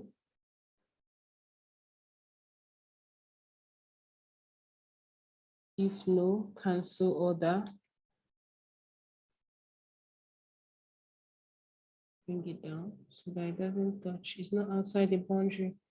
Guys, remember that I said when something is outside of the boundary. Who can remember what I said? I was keeping that to see if we get it, but please so I don't forget and say the wrong thing. When it's outside of the boundary, do we use a normal straight line? We use broken lines. Thank We you. use dot lines. Thank you. So that's so let me change it so I don't forget. All right. So you cancel order. That's if it's a no. So you can just type in your no here. Is stock available? No. Okay. If it's yes, what happened if it's yes? You request. Let's check what I'm looking at my question from here, but I need to also open it as well for you guys so that we are all together on this. So ensure that the stock is on hand or needs to ship the order. Okay, so on rare occasions, the customer service might have to cancel the order, which is what I said, if the stock is not available, if there's a manual shortage or unavailability, which is outside. So once the stock is available and is confirmed by the warehouse ships the package items, blah, blah, blah. Okay, so once, okay, so what do we need to do?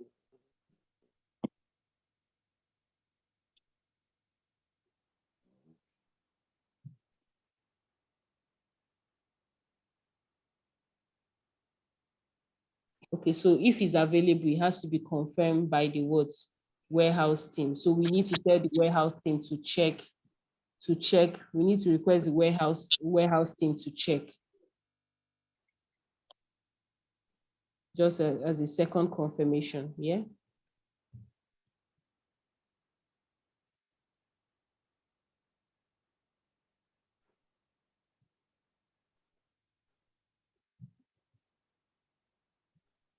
Check, what should we use?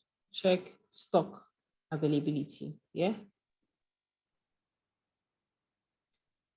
I don't use too many.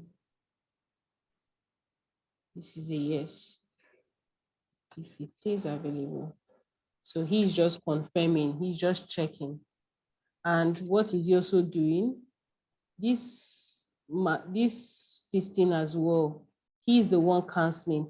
If you can look at the question, he says that on rare occasion, the customer service might have to cancel the order. So it means that he's the one canceling the order, right? So in this case, he's the what? User. as canceling the order.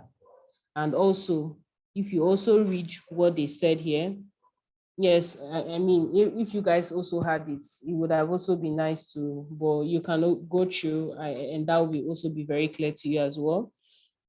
So you can see here that blah, blah, blah, once the stock is unavailable, the warehouse team, we have to, okay, all right.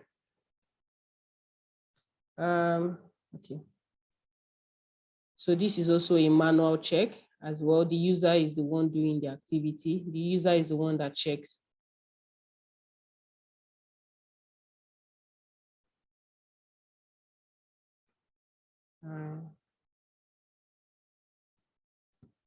Sorry, guys.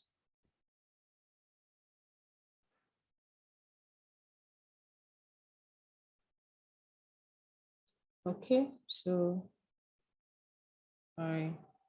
Okay, so if he's canceling the order, what does that mean? The activity ends, yeah? If he cancels the order, it means that we are ending that. I mean, there's nothing he can do. Let's see which one is the end icon. Can use this as well for end. You just have to have it end. So I try as much as possible to beautify mine. It's something I do. I think I do color it. This is fuel color. So I do mix mine with red just to make my process look a bit, beautiful. And green is usually, starts the event. So I make it green. This is just to make my work, beautiful. It's not just, at least people can easily see, even if one is colorblind, you can tell if it's a start or an end. So what happens after he checks stock availability? Let's go back to the, I'll remove this. So this is the same. Yeah, is that a question? Please go ahead. In case the item is not available, why not to remove it from the website? Why to go into this process? Sorry? If the item is not available, if the item is not available, okay, why it should be removed from the website? Why to bother the customer with the message that stock is not available? So exactly. So these are some of the gaps. These are some of the gaps that we are identifying. Remember, we said we are drawing the words current process flows. Yeah. So these are some of the gaps you're going to be identifying. And I mean, if we are being factual, we know that oftentimes there are many times where you're going on websites, you're ordering for things and it's saying, it's not available. So if this is the current problems that they are facing, then I mean, what that means is that we're just going to ensure that, we put a timing either in a manual process, or I definitely think it's a manual process to say at every hour or so that once an item is out, that should be updated immediately. Yeah, so these are some of the things that we can do to optimize or improve efficiency. Okay, thank you. Yeah, all right. Okay, so I have a question. Please go ahead. Okay, we're told that the warehouse are the ones in charge of checking if the items are available, right? Yeah, sorry. So this one requests for the warehouse to check. Is that it? Pardon? Yeah. Go ahead, please. All right. So why don't we draw it in the warehouse column? Yeah. Thank you very much. Thank you. So this person is requesting. If you read this, he said that once the stock is available, where's that point? I think I read it somewhere. Okay. Okay, so the availability is confirmed by the warehouse. For someone to confirm, it means that you're requesting for the person to check, yeah? Are you getting me? Are you following? Okay, I understand. Yeah, I understand now. What I wanted to use here, this person should tell them to check. So we can't just run ahead and move, their own process. This person should tell them to check. Is that okay? To check. Okay. Yeah. Hello? Please go ahead. Okay, now I want to ask, why can't we have a situation where the warehouse have already checked what is available and then put it on the web so that customer will order based on what is Exactly. So available. that's going to be a to be state. So this is an assist. Let me put it here so that everybody is seeing it. Yeah, this is not an ideal state. Remember, I said something about ideal states. Yeah. Yeah. So this is what you are saying now would be a to be state. Hello. Hello. I say online. Yeah, please go ahead. I have Online. a question. Audrey, I'm what? thinking of hello. Yeah, please go ahead. I can hear you. Yeah, I'm thinking of these two next verse after stock availability. Should the down one request for warehouse to check for the availability should come immediately. Then when it's not available, it will say no, cancel. And when we cancel, like the last person said that we should remove it from the website. Then when it's there, then we move on to process the order. So it's Please, supposed to come directly. can you go over again? Can you go over that again? I'm suggesting that okay. Immediately after the diamond symbol, then stock availability, we should move directly to request warehouse to check before we now put the two direction with the broken line. Yes or no. So you're saying that once we do check inventory system, yeah. So yes. Instead of before you bring in your decision box, the first thing that should come in should be request warehouse to check. So if warehouse now check, they should be the one to determine whether the stock is available or not. Or not, yes. Yeah, that's a very good go to yes or no. That's a very good point. But what you're forgetting too is that we are drawing the assist states. Yes. So one thing I would say, that one thing I always say as business analysts is that your assist states, you must draw it verbatim. You cannot go in, you're drawing an assist state and you're having to be in your mind. You have clearly written out an assist state. When you go ahead, go back, you can go through it and read it. You have clearly written it out there for you. Do you get an assist state for you? So it is now left for you. After drawing this assist state, you now come to draw your to be state, which is an ideal state. Are you getting me? Yes. I get what you just said, and actually that's how it should be, because the customer service team should not. I think the reason why the customer service team is also checking is because they are the ones directly getting notification from the customer. Do you get? So if you are going to now move the warehouse up, the process flow, it has to be a well thought out process, because we cannot take away the fact that the customer will first, the first point they will hit is through the customer service. It cannot be the warehouse. Do you get what I'm saying? So yeah, I get what in isolation. Sorry? Can't we make it in isolation? It has to be a step. It has to be a flow. Okay, ma'am. Yeah, thank you. All right. So this person checks. Check what? What's he checking? Check the warehouse, right? Yes, checking the warehouse. All right. So what happens? Let's see. Checks the warehouse. There's a material to do. So, okay. So that means that is there supposed to be some sort of a decision that comes in here? Yes, because, I think. Yeah, so that's where, sorry, who just asked the question before this? I think that's where he has already identified the gap, because we are coming to repeat the same process here. Do you get? Could be an iteration. Yeah, coming to repeat. Now the warehouse has to give a feedback too, that the product is exactly. The warehouse has to give a feedback. The customer service is there to also give an immediate feedback to the customer, because that's like, he's like the middle person between the warehouse and the customer. You get? So that's where, so if you are going to draw it to be state, you need to sit down and really think about it. So what do we do here? What do we do here? We can just leave it and just put it as, change it to, this is a mutually exclusive gateway. Like I said, you can leave it either or you put it with the X. So here, you can make it as stock available, what happens? When stock available, what happens? If the stock is available, I think he says that they will pack You items. should items and deliver.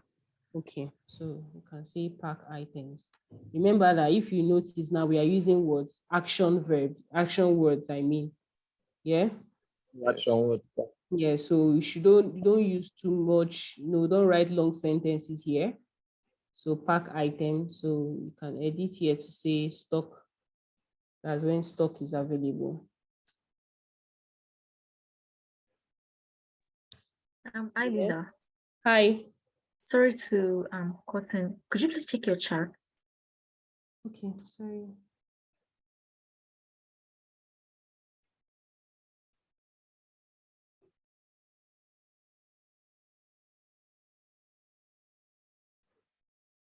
Oh, sorry. I think my chat is empty. Like the Zoom chat, Okay, the Zoom chat. Sorry. I think I actually just closed everything. I'm not even sure how.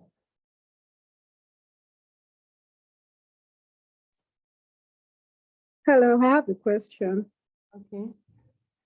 Okay, so it's related to what the other questions that other people have been asking. So, like, there's a particular skincare brand I patronize consistently, and I've been patronizing them for over, say, 3 years. And whenever I buy something, I buy directly from their website. So, and it's always very, very user-friendly and straightforward.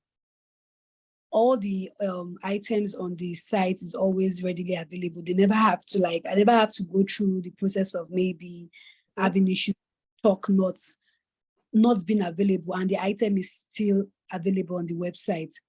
Okay. So what very recently, so it's just like a real life scenario, like concerning all what we've been discussing about. So I tried buying a particular skincare product and I already made payments with the other ones I also ordered for. Okay. So like normally we don't get to receive it. It's not the same day delivery. So maybe after 24 hours, that's a day. So I had to reach out to them. Okay, what's going on? I haven't gotten my orders and all. They not actually told me that, there's a particular item not available. Not available. Yeah, so I know. Yeah, we usually, those things happen all the time.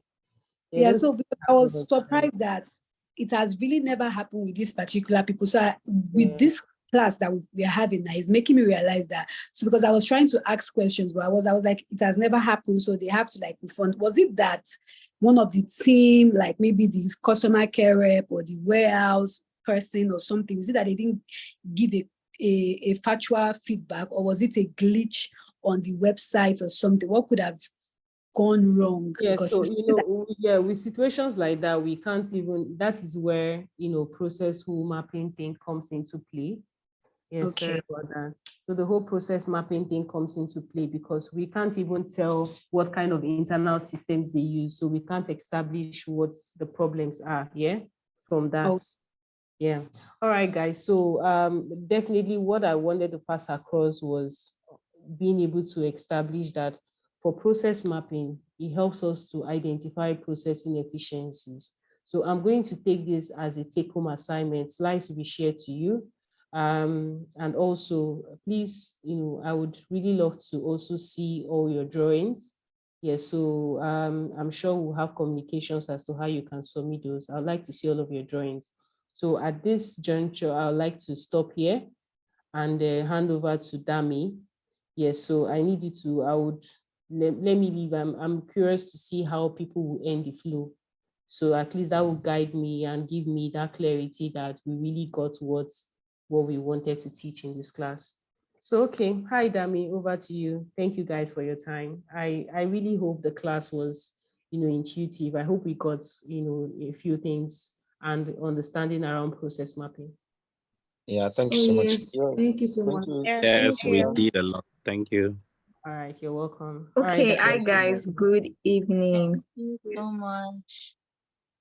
Linda, thank you so much. So if you totally enjoyed Linda's class, can you give a round of applause in the chat? Just drop a, a clapping emoji in the chat if you absolutely enjoyed that session. Thank you. Let's keep it coming. Let's keep it coming. Thank you very much, Linda. We really appreciate you coming to teach us some of the things that we need to know as business analysts. Okay, so what Linda just did is like the tip of the iceberg, or is it iceberg? I don't know what to call it, but I think you understand what I mean. Now she has, taken us through how to build process maps and the whole essence of building process maps as business analysts. All right. Now, so let's look at how you can actually become a master business analyst. Like I said, that's like the smallest of it all. How can you actually then go into the program and then learn the whole package, the entire thing, right? So a brief overview of the business analyst program. It's an online program, right? So you have the okay. So if you please let's meet ourselves so that we don't distract people. Okay, so you have the opportunity to learn online. It's not a situation whereby you have to get on a bus or be looking for a bus in the morning or what have you. It's a class where it's a program where you just wake up on a Saturday morning and join class, right? You know how you've said that you would like to work from home, the old perks of being a tech guy or what have you. This is where you start to learn that stuff, right? So it's 100% online. It's also hands-on practical sessions with videos, exercises, and projects. You can see what Linda just did, right? Hands-on, very practical, and this is like where it starts from. So when you get into the major program, you start to like work on hands-on projects, work on case studies, build your portfolio in general. And then another thing is that you get lifetime access to the materials and experts. At Analytics, we pride ourselves in giving you the premium best and giving it to you for a very long time. Basically, lifetime access. All right. You have 20 classes and 50 plus topics to talk on, to teach on. An average salary of a business analyst in the UK, like I saw somebody earlier saying they want to learn tech skills to be able to move to the UK, right? So I think you pretty much said that because you know how much they earn. They earn a lot, okay? So an average salary of a business analyst in the UK is about £43,000 per annum, and that's on the average. That's for entry level. Now imagine if 3 years, 5 years into the career, imagine how much you'll be earning. So you get on an average £43,000 per annum. Convert that to Naira and see how much it is. Then you get to add 3 projects to your portfolio. Like I said earlier, all our classes are hands-on, project-based. You're constantly working on projects. You're constantly, like we did today. Now we did a case study, a full case study, and that's what you'll be doing in class as well. So much more. Then for the business analyst program, there is 100% job prospect visibility. If you go on LinkedIn today to check how people are like, companies are like bargaining and asking for business analysts, it's a lot. All right. So there's 100% job prospect visibility. Our certificate is industry relevant certification. Again, go online, go on LinkedIn, go on Instagram. You see people posting their certificates, talking about analytics everywhere. Analytics is everywhere. Okay. Then the business analyst program is for 2 months. The training is for 2 months. You have your live classes for 2 months, and then you get 1 month free virtual internship. Okay. So moving forward, like I said earlier, talking about the salary of a business analyst in Canada, it's on, you can see according to Indeed, this is not even they say, this is not somebody, hearsay. It's what we have on the internet that you can check for yourself. So the average salary of a business analyst in Canada is about is 70,625 Canadian dollars, and that's per year average.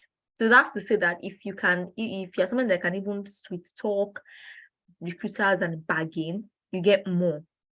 You get top companies for business analysts in the United Kingdom. We have companies like Sanderson, NCS, Reed, Barclays, Lloyd's Banking Group. These are like very popular companies that are earning business analysts monthly, if not daily.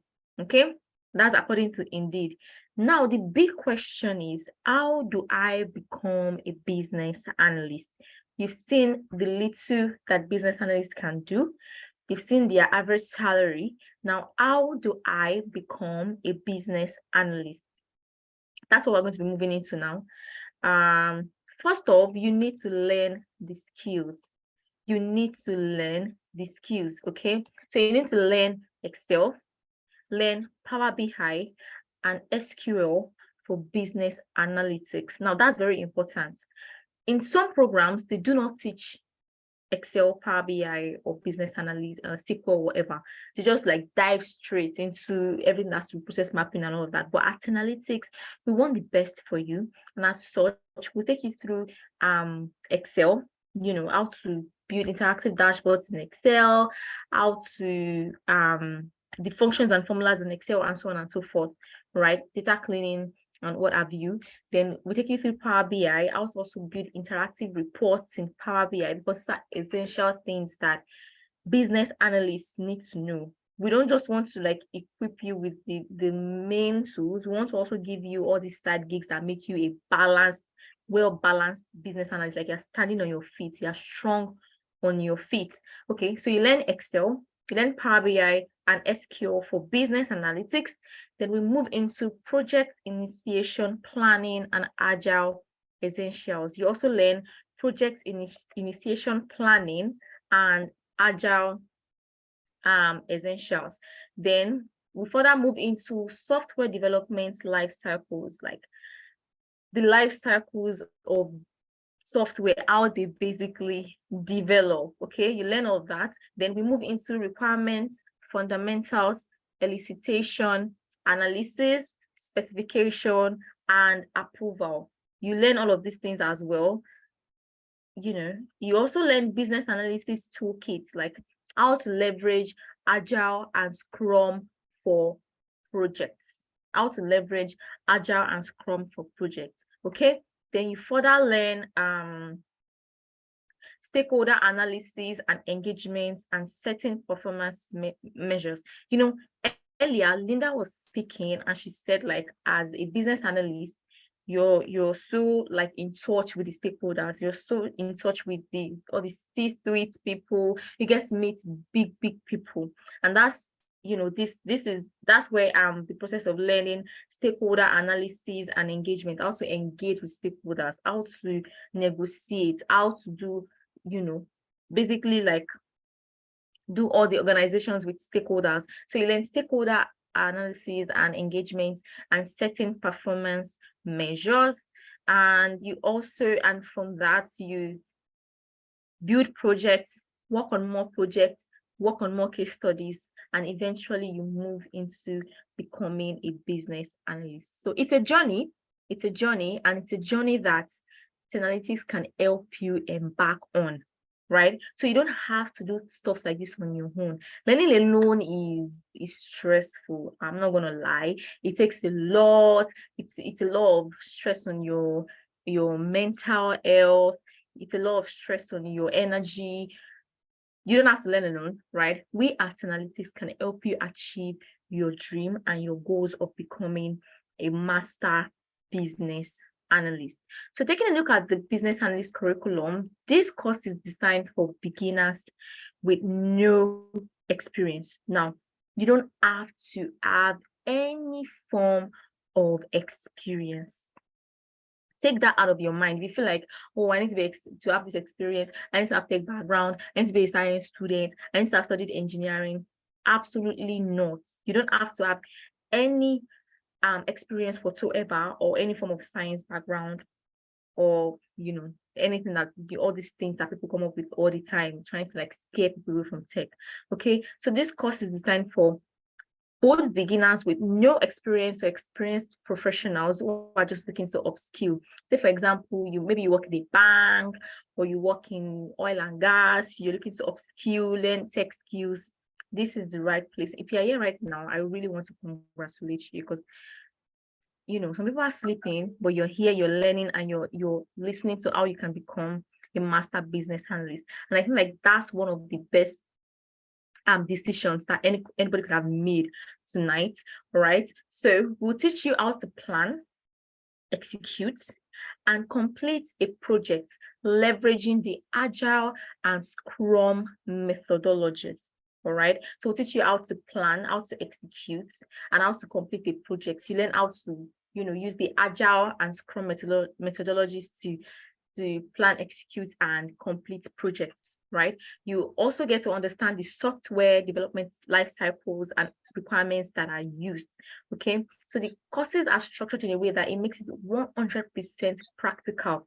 Like I said, I keep laying emphasis on the fact that classes are very practical, because you see what Linda did today is just the smallest, the tiniest of it all, right?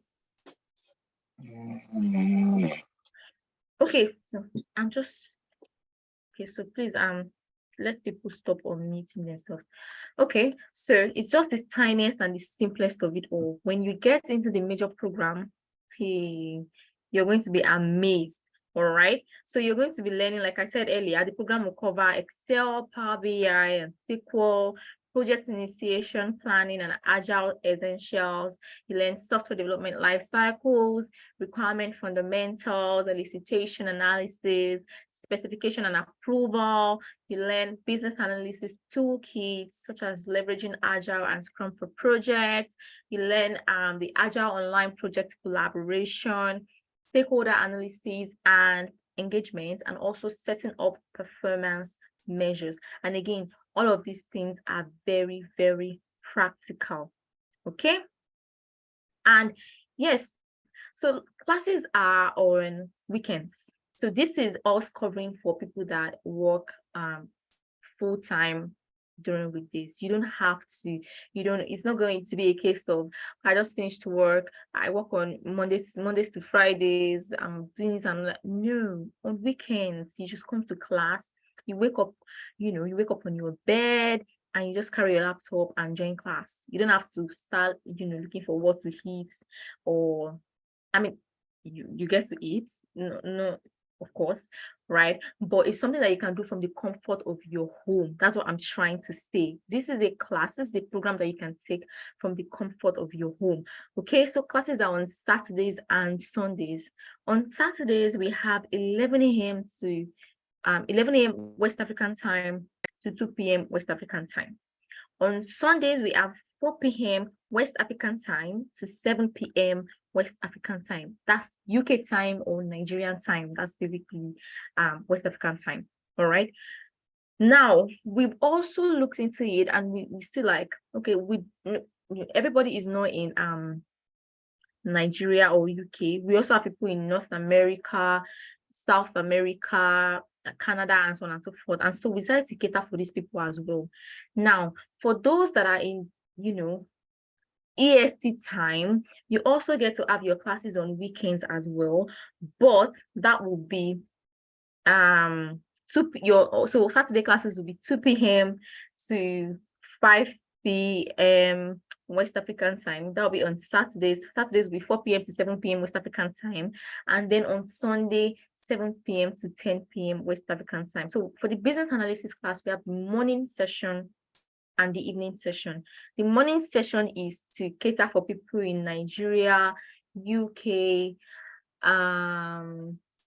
Middle East, Africa in general, right? So people in that line of the same timing, while the evening class is to cater for people in North America, Canada, South America, United States as well. So we have everybody covered. If you're in Asia, Philippines, name the continent, we have you covered. All right. So for the UK time zone, 11 a.m. to 2 p.m. on Saturdays, 2 p.m. to 5 p.m. on Sundays, and for the North America, Canada time zone, 2 p.m., 4 p.m. to 7 p.m. West African time, then 7 p.m. to 10 p.m.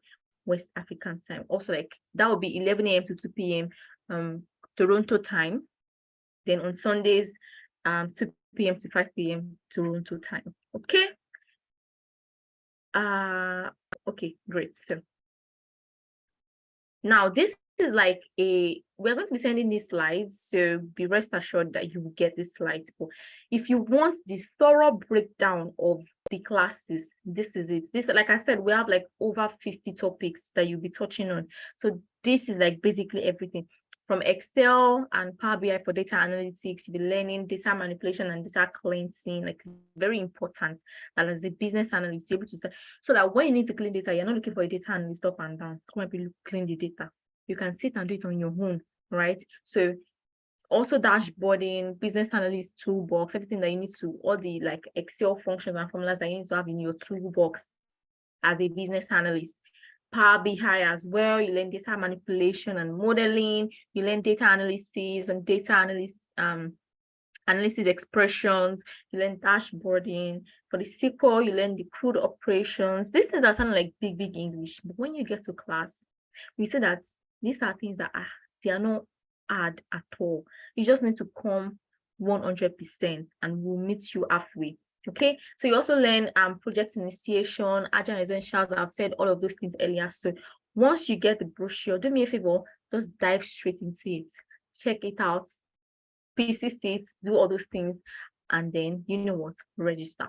All right, so agile essentials, SDLC, it goes on and on and on. There's a lot to learn. Okay, so you're going to be learning a lot. So going to be at the end of the session, at the end of the program, you would know that what you paid for, you got more value than what you actually paid for. Okay, so at analytics again, we know that this is not just about the class. You know how we were in school and we learned all of those things. First of all, the things that we learned were not even practical. All right, so I don't know what I did in school. I can't even remember, but I know it was a very practical program. But if I can, I'll be, very half of what I learned in school, I can't do it practically. That's why we've designed the programs in analytics in a way that it's just not theory. We're not just teaching you the theoretical parts, you're also learning the practical. Far more, it's like 80% practical, 20% theory. Now, another very important thing is that when we're in school, they didn't like particularly teach us like or prep us for the job market. They just like we just went to class and then they just like did all of those things. Some of us were sleeping in class, the lecturer could not be bothered, and so on and so forth. And eventually they just pushed us into the market, only for us to start running helter-skelter. But we won't do that at analytics. At analytics, in addition to learning the business analysis tools, you also get to join a series of specially designed recruitment. I'm going to try to highlight that. So you get to join specially designed recruitment arc sessions to position you for success in the job market. All right, so you're not just getting the value for the class, you're also getting things on how you can position yourself for the job market. Okay, so you get CV review sessions where we bring you into the class to teach you how to review your CV, how to work on your CV, how to rearrange your CV in a way that it attracts recruiters to you. Okay, and you also get LinkedIn optimization. LinkedIn is very, very important. As a job seeker, you want to ensure that your LinkedIn is looking so nice and catchy.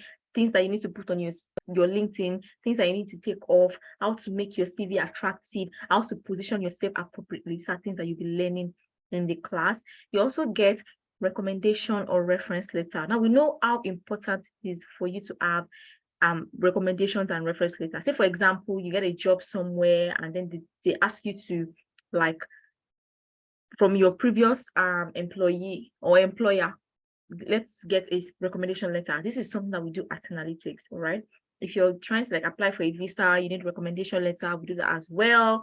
If you're trying to go to school, maybe you want to go for your master's, people that intend to go for their master's, and you need a recommendation letter, we'll do that for you as well. So CV review, LinkedIn optimization, recommendation or reference letter. We also have series of how to navigate the job market to get sponsored jobs, right? So don't just come into class to learn the theory and all of that. You also come into class to learn how to position yourself very well in the job market, all right? So you're not just doing everything for business, you're also learning how can you position yourself, how can you start to get the jobs, where to go, what to do. Do you get me? So these are the things that you'll be learning in class. You also get job and interview preparations. Now, there are times when some of our students get job, interview invites, and you're like, I need somebody to prep me. I know that we do that as well, right? So we get on a call with you. We talk extensively on what the job description is like, what you can say and what to not say during the job interview, and so on and so forth. So I've mentioned like 5 things now: reference letter, job interview preparation, CV review, LinkedIn optimization, navigating job market sessions, and so on and so forth. Number 6, you get weekly mentorship and career progression sessions, right? These are sessions that we bring in people that have gone before you, right? So people like Linda, people like Ifemina, people like Adeza, and so much more, to teach you, mentor you, because to be very honest, in this life, whatever you're doing, you need a mentor, right? If you're starting a new career, you need people that have gone before you, people that have the experience to help you navigate clearly, so that you're not just going where you don't know. You need to follow road, follow jigget. So we have these weekly mentorship sessions to help you position yourself properly for everything that you are learning, right? So Linda has touched on this earlier, exploring diverse profiles that business analysts can come for, right? So business analyst, you can become the IT business analyst, process analyst, enterprise, and so on and so forth. And she pretty much like dive deeper into the explanation for that. Now, other opportunities includes working as a freelancer. Say, for example, you are somebody like you're your own boss. You don't want to do yes sir or yes ma'am to anybody. You want to work on your own. Then we have the Upwork optimization session as well as the Fiverr optimization session, where you get to learn how you can use these freelancing websites to earn in dollars and pounds, right? So you remember that Upwork is like global jobs everywhere, and these are things that you also learn as well. Okay, now we have the amazing part where you get to do the Analytics Growth Internship Program, right? So you get to, after the end of your program, you get to join our Growth Internship Program. It is 1 month, absolutely free. You don't need to pay anything. And the whole essence of the internship program is to make sure you stand out, right? Help you stand out, help you learn, help you stand out, help you build your portfolio, right? So you get to add the internship to your CV, you get project review from experts, you get 1 month of owning your skills, and you also get 6 real life projects, okay? And this is like the flow of the entire class: Excel, project initiation, requirements fundamentals, and so on. And so when you get the brochure, be very ensure you check it. Okay, so our impact and features in 2022, we've helped over 300 people transition from classroom to their first job in tech. If you want to talk about this earlier, so I'm just going to like skip through it, in different newsletters that we were and newspapers that we were featured in. Now, when is the next cohort starting? This is the 1st of July 2023. Okay, so the next program is starting next quarter, and we had one start like 2 weeks ago. The next quarter is starting 1st of July 2023. Now, the original fee for this program, the original fee for this program is £400. If you're paying in Naira, you're paying 320 20,000 naira. Okay. But guess what? If Femina said earlier that we have something special for you. Okay, so what's that special thing? This is it. We have discounts for the first 20 people. So the first 20 participants to register get to pay the discounted amount, right? So if you're paying in pounds, you're paying 300 pounds. Now we've also made it easier, so much so that you don't have to pay the entire 300 pounds at once. Okay, so you can pay in 2 installments. You get to pay, so if you're paying 300 pounds, you get to pay 200 first and then 100 later. So to register, to say that, okay, Analytics, so I am ready to upskill. I am ready to learn a new skill. I am ready to upgrade. You pay 200 pounds. Now that 200 pounds is, if you're paying in Naira, you're paying 180,000 Naira. Okay, if you're paying in US dollars, you're paying 300 USD. You're paying in Canadian dollars, you're paying 350 Canadian dollars. Okay, so 200 first, 200 pounds first, then 100 pounds later. If you're paying in Naira, you're paying 180,000 Naira first, then you're paying 90,000 Naira later. Now, remember that this is for the first 20 people. Once we hit 20, every other person is going to be paying the original fee, which is 400 pounds. If you're paying in Naira, you're paying 320,000 Naira. Okay, and this is like, we get it all the time. Like, we have the cheapest, we have one of the cheapest, if not the cheapest, program fee. So far, so good. So if you're paying in Naira, you're paying 180, total of 270. So you're paying 180 to start, then 90 to at the end, a month into the program, before the end of the session, your program. Then if you're paying in Naira, you're paying 300, you're paying 200 first, then 100 later. Again, this is for the first 20 people. Now, if you're looking to pay, my colleague is dropping the account number in the chat. So ensure that you pick that up and pay up, because again, the discount is for the first 20 people. This is the account number on my screen. You can take a screenshot to seal that in. Okay, so we have you. Okay, you can also pay through Paystack if you don't have you can't pay through the UK account number or Nigerian account number. You can use the Paystack right here on my screen. My colleague is also dropping it in the chat, so you can copy it from there. Okay, now we have participants' testimonials and feedback. A couple of students that have gone through the program, they've come to tell you what it is like and why you should actually jump right into it, like how you should not waste time, but actually dive head straight into it. Okay, so I'm going to be bringing up a couple of students right about now. Ronke, if you can hear me, can you unmute yourself? And hi, good evening. Hi, Ronke, good evening. Good evening. If you want to turn on your camera so I can spotlight you. Can you see me now? Yes, I can see you now. Okay, so Ronke, let's have it.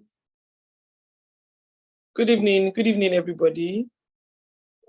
Like I've been introduced, my name is Ronke Adedigba. I have a business. I run an event plan and coordination company here in Nigeria. Okay, I'm not in Nigeria at the moment, but in Nigeria. And I think firstly, what really prompted me to do BA is because I'm looking to relocate and obviously looking to change career path, something that I can work remotely and earn very well. And I know BA is one of the roles that, is globally needed and they get paid very well. You could be anywhere you're working, right?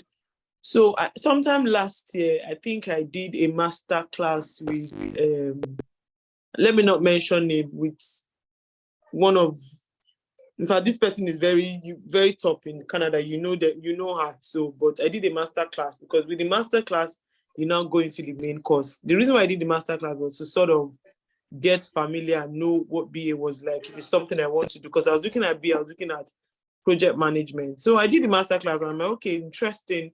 Did a few masterclass, did Scrum as well, and then some few certification exams. Anyway, fast forward to this year, I found Analytics. I think it was on Instagram, and I attended the first session. I think this is something like what you're doing now. And it was during International Women's Day, right? That was how I found it. I don't even know how I came across it, but I joined in to the first, was it like this sort of class? And I think I was sold in, and then I gave it a go. Firstly, I'm not even going to lie. Like, I'm not capping. They're not telling me what to do. In fact, I was supposed to do this, I think 2 weeks into it, when I was talking to Ubang, and I'm like, I'm happy to refer to Analytics. That was just 2 weeks. Like, the money is nothing compared, as in not any way compared to what we have learned. Like, comparing to other people, just like she said, they're the cheapest. Because I've heard $2,000. I've heard it's amazing. I'm surprised. And a lot of times, all these people, they don't even do live classes, like recorded classes, like self-taught, self-study. But permit me to say that it's been a wealth of knowledge with Analytics. They're literally holding your hands, right, through the journey. Yes, of course, it might look like, oh, okay, BA, it's not hard. That's the truth. I don't know, but they really simplified it, and it's like not like ABC, because these things come with you practicing as well. And another thing that I like is the fact that the access, like, you can speak to anybody and they are willing to talk to you. They are so patient, because we're all human beings and we can be in our shell, we can be tired. But I'm not sure I've experienced that with any of the Analytics facilitators, especially when we're in class. I think one of the hardest things is taking adults that they are married, they have their own businesses, is the most hardest thing to do. But the facilitators are very, very patient. It's appalling, as in extremely patient, because there are times that maybe when we're doing the data analytics part and you have to be practicing on and while the class is going on, and somebody's saying, oh, I'm not where you guys are, please, can I take you back? As in, the politeness is beyond me. I'm not even going to lie. Like, I commend you guys. Like, it's been amazing. Like I said, it's been a wealth of knowledge. Like, I wrote a few things that I wanted to say. I think I've basically said, like, basically, I'm talking genuinely from my heart. Like, I am already looking forward to being a BA and also applying it to my business. Do you understand? Because I met one or two people, and then when I mentioned things like Power BI, SQL, they're like, man, I'm not doing that one. So for me, it's very rich. It's very robust. Even if you find some roles that you don't need to use Power BI or SQL, at least you know it. And then it's an add-on for you to even take on roles that you're required to use Power BI, SQL, process mapping, stakeholders, the fact that we use like real life cases to practice. I don't know, it's just a lot. Like, it's a lot. It is a lot, to be honest. So all of those things, so like I said, it's been a wealth of knowledge. Let me just see what it is that I wrote again. And the truth is that as a beginner, you don't even have to worry like, oh, how am I going to get? That's, as in, they literally take you from the scratch. You will understand it.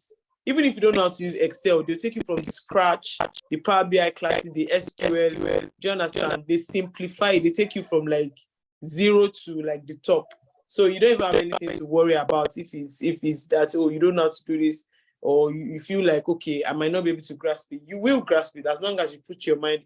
That's the truth. Okay, so I was also talking about the fact that they help you with applying for jobs, LinkedIn sensitization, like optimization rather, interview prep, then the mentorship sessions every week, the fact that everybody's realistic and they're telling you what they went through, irrespective of your region, irrespective of where you are.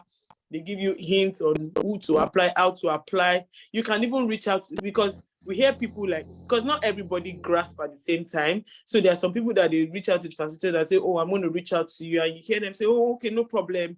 Do you understand? Somebody in my cohort was even saying she's in Canada. She's taking a course in BA. And she was saying it's not as rich as what Analytics is giving. That was what she said. Like, when she said it, I literally felt like, what are you saying that? Is it not? I think she said, I don't know if it's a graduate course or something, but she said that's why she's doing 10, and that is not as rich, it's not as robust. So it's been really amazing. I'm not even going to lie. And I'm looking forward to also applying to my business, right? It's been value for money because, like I said, I'd consulted other people. So I definitely know that this is way cheaper and you're also getting value for money, right? And then the fact that already, because of the way we're being taught, you start to imagine yourself as a BA. So last week I saw some problem, somebody put up something.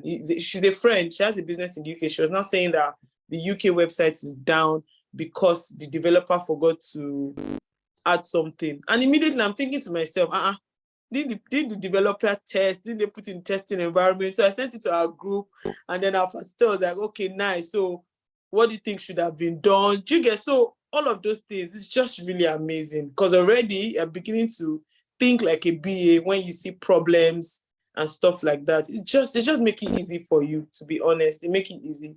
They make it simple. And the classes are not cumbersome that you feel like, okay, you're missing. Of course, it's a sacrifice. It's just 3 to mine is 11 to 2 on Saturdays and 2 to 5 on Sundays. And it's really okay. And let me bust your brain. In case you can't even meet up to the classes, like when you watch the recordings, it's literally like you're in class. You grasp it, right, before the next class. So, I mean, it's a good work that they're doing. I'm not even like, they deserve a very big clap. That's the truth. I'm not even going to lie. So, yeah, that's really what I wanted to say. It's been a wealth of knowledge and it's been value for money. Absolutely, 100%. Thank you so much. Thank you so You're much for that, welcome. Ronke. Thank you so You're much. I really appreciate you coming to speak today. You've given a very fantastic review. Thank you so much. You're welcome. You're welcome. Right. So something that Ronke mentioned that I think I skipped on is the recordings. Okay. So I'm just going to show you the Google Classroom to see that if at any point in time you missed out on a class, you never have to be worried about, oh, how do I do it now? How do I do this now? Or why do I get the recording or whatever? The classes are fully recorded. Okay, just confirm you can see my screen. All our classes are fully recorded. This is the business analyst class for the March cohorts, right? So this is their classroom. This is their classroom. You can see what it looks like. You have full access to it. That's why where I said you have lifetime access. Every time you finish a class, as soon as you're done with the class, 1 hour later, the recording is up here already, right? So if there's something you missed in class, if there's something you didn't understand, if there's something you need to go back to, you have the classroom for that. So this is the beginning of their program, right? They had the skills assessment and onboarding. They had we also teach you how to install major apps, okay? Then they had Excel. These are watch me do videos for Excel that they had. So we also give you like pre-recorded videos to back up whatever it is you're learning in class, okay? So they have the watch me do videos. They have the Excel class, the Excel to watch me do videos on Power BI, pre-recorded videos as well. You can see them here. Okay, you have the Power BI classes, then SQL. We also give like practical videos, you know, Q&A on, they had a Q&A session on SQL, right? Okay, then you can see the class recording as well. The classes are fully recorded. So there's never going to be a time when you missed out on a class and that's it. No, you get to go back to the recordings, okay? So this is one of the SQL classes. I'm just going to try to play that. Okay, you can see. Okay, let me play it. This is from 4th of, what am I saying? This is April, 8th of April 2023. So this is the recording for the class. You can see 3 hours. Probably for the Q&A, they had like 24 extra minutes. So yeah, that is. So all the classes are fully recorded, and these are classes that you can also download as well. So if I click on this, I can download the classes once it fully loads out. So you never have to be worried about, I missed the class and I can't get back to. No, the classes are fully recorded. So while that is still playing on, I'm going to call on the next person that we have to speak. Eniola. If you can hear me, please unmute yourself. Hello, Damilala. It's Hi. actually Adedoyin in your Lalawa. Sorry about that. Okay, so could you turn on your camera? No, it's quite late internet. Sorry, my environment. That was the first thing I was going to say. Please permit me to put on my camera. I hope everybody can hear me clearly. Good evening, everybody. So yeah, my name is Aniola. I joined Tenalytics May cohort, end of May 27th, as taking the business analysis class, and so far it's been good. It really has been. Victor was our tutor for Excel, Power BI, and SQL. Well, like I'd say, it's stressful. I heard someone asking, is it going to, which is better, which is not better? Firstly, I would say that, you have to be dedicated. It's true that there are pre-recorded videos that you can always get back to. So I'll speak about myself. So my work is actually very, very busy. So most of the times, Saturday, I'm either still working or I have some catching up to do on some other things that are important. So going back to the videos, I'm still able to keep up with what the rest of the class has learned. Yes, by all means, I join the classes as well. You get to ask a question. Our tutor is very calm. He'll take you through it over and over and over until everybody gets it again. And yes, watching the videos, even watching videos late in the night, it was still, I'll ask questions and sometimes it was able to help me with. So far we have done the Excel, Power BI, and SQL classes, and I think I was supposed to show you what a non-tech. Okay, I had fair idea of Excel, but what I've been able to learn and be able to do in the time. Can I share my screen? Let me show you. So pretty much we start with the data analysis part of business analysis. So someone was asking which one is better. I think it's all encompassing, which is also good with what Analytics is doing. They pretty much could just go through to business analysis, but also they try to walk us through the data analysis part of it. And by so doing, we had a better understanding of Excel. We able to create dashboards. Okay, let me show you what I did.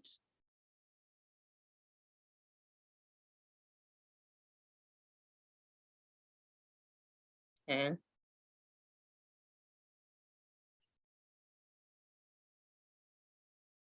So in our first class, I don't know if you can see my screen. Yes, we can see your screen. Okay. So in our first class, we're given this set of data about a travel company and how, what everybody has been talking about, how you draw insights from what a set of data and how you're able to make business decisions. So this is a travel company that they were trying to figure out how best to tailor their services to meet the client's needs. So we're given, the data and we're given a couple of questions that we need to answer and present in a way that it is understandable for the stakeholders. So we came up with the dashboards. Worked with this, we did on Excel, but it's also interesting that we use the same set of information on Power BI as well, and we're still able to do something meaningful. So from here on the dashboard, you literally can see like a summary of what you can then make decisions upon, how the clients are faring, what kind of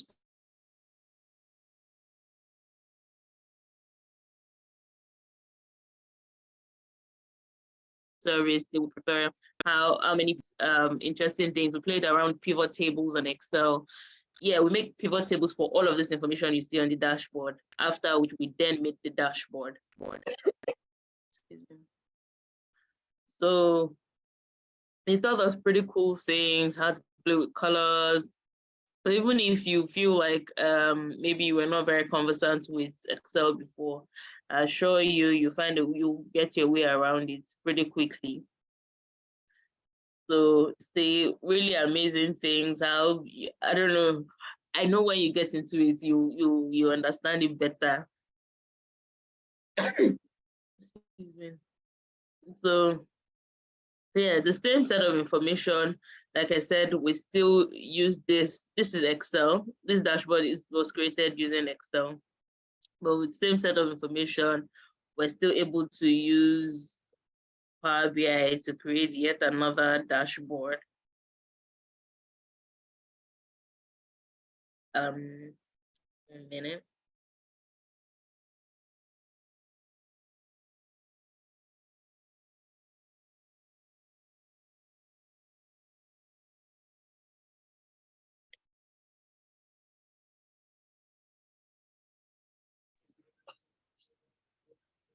And no, Damsis, can you confirm if you can see my screen? Yes, we can see. Your screen. So the first one was, okay, no, this is still, okay, yeah, so this is the Power BI version of the same set of information. So interesting background. In my work, I tend to use a bit of Power BI, but I never really went deep into it. I never really, checked, like, it was just I was scratching the surface. And it's true that when you are looking for jobs, part of the tools or part of the competencies that you see in the job description is, these things: Excel, Power BI, SQL. SQL maybe not so frequently, but then coming from a background of just touching base with Power BI, play with it every now and then, to actually having a better understanding and having to know how much more I can use it and how important it could be for my work and my delivery. So I was able to come up with this dashboard. The same sort of information that we did on Excel is what I have presented using Power BI. And it's pretty much amazing. I find it very interesting. The past 3 weeks, it's been challenging. Trust me, there's a lot of learning to do. There's a lot of information that you're going to come across. The videos, there's the watch me do it videos that will take you step by step of, getting this done. But you just have to prepare your mind that, okay, I want to do this. And I find that it's very interesting eventually, well, for me, because I spent hours on it, even late in the night, just trying to, try things out and see if really I'm enjoying it. But so far, yes, I definitely am enjoying it. There's been an amazing couple of weeks with analytics, and we're moving into the business analysis part coming, I think, this weekend. Yes. So yeah, if you haven't quite made up your mind, if you ask me, I would say you should come on, join the next cohort, join analytics, be a part of the interesting thing that is happening. Also, one other interesting thing that we are encouraged to do is all this, what you are developing, what you are trying out, put it on LinkedIn, be visible, and they're going to support you. You will have your tutors, you will have a data, you have other people, engage with your posts on LinkedIn. And if anything, in the business environment, it just has to be visible in one way or the other, in the good way anyway. So yeah, put your skills out there. You never know who sees it first. And then when it comes to when it's needed, yeah, it's you're visible, you're there already. Someone will pick it up and say, oh, okay, this person probably meets competencies that we search for. Yeah, so far so good. I absolutely recommend. Yeah, if you haven't made up your mind, please join us. All right. Thank you so much, Doing. That was fantastic. So I just wanted to ask again, when did you say you started your program? 27th May. That's about 3 weeks ago. 27th May. And look at what Doing is doing already. So again, this is a call for you to join. If you're still feeling skeptical, you're not making up your mind, I hope by now, that we've been able to convince and not confuse you that this is where you need to be. All right. So again, let me just I'm going to share my screen and show you.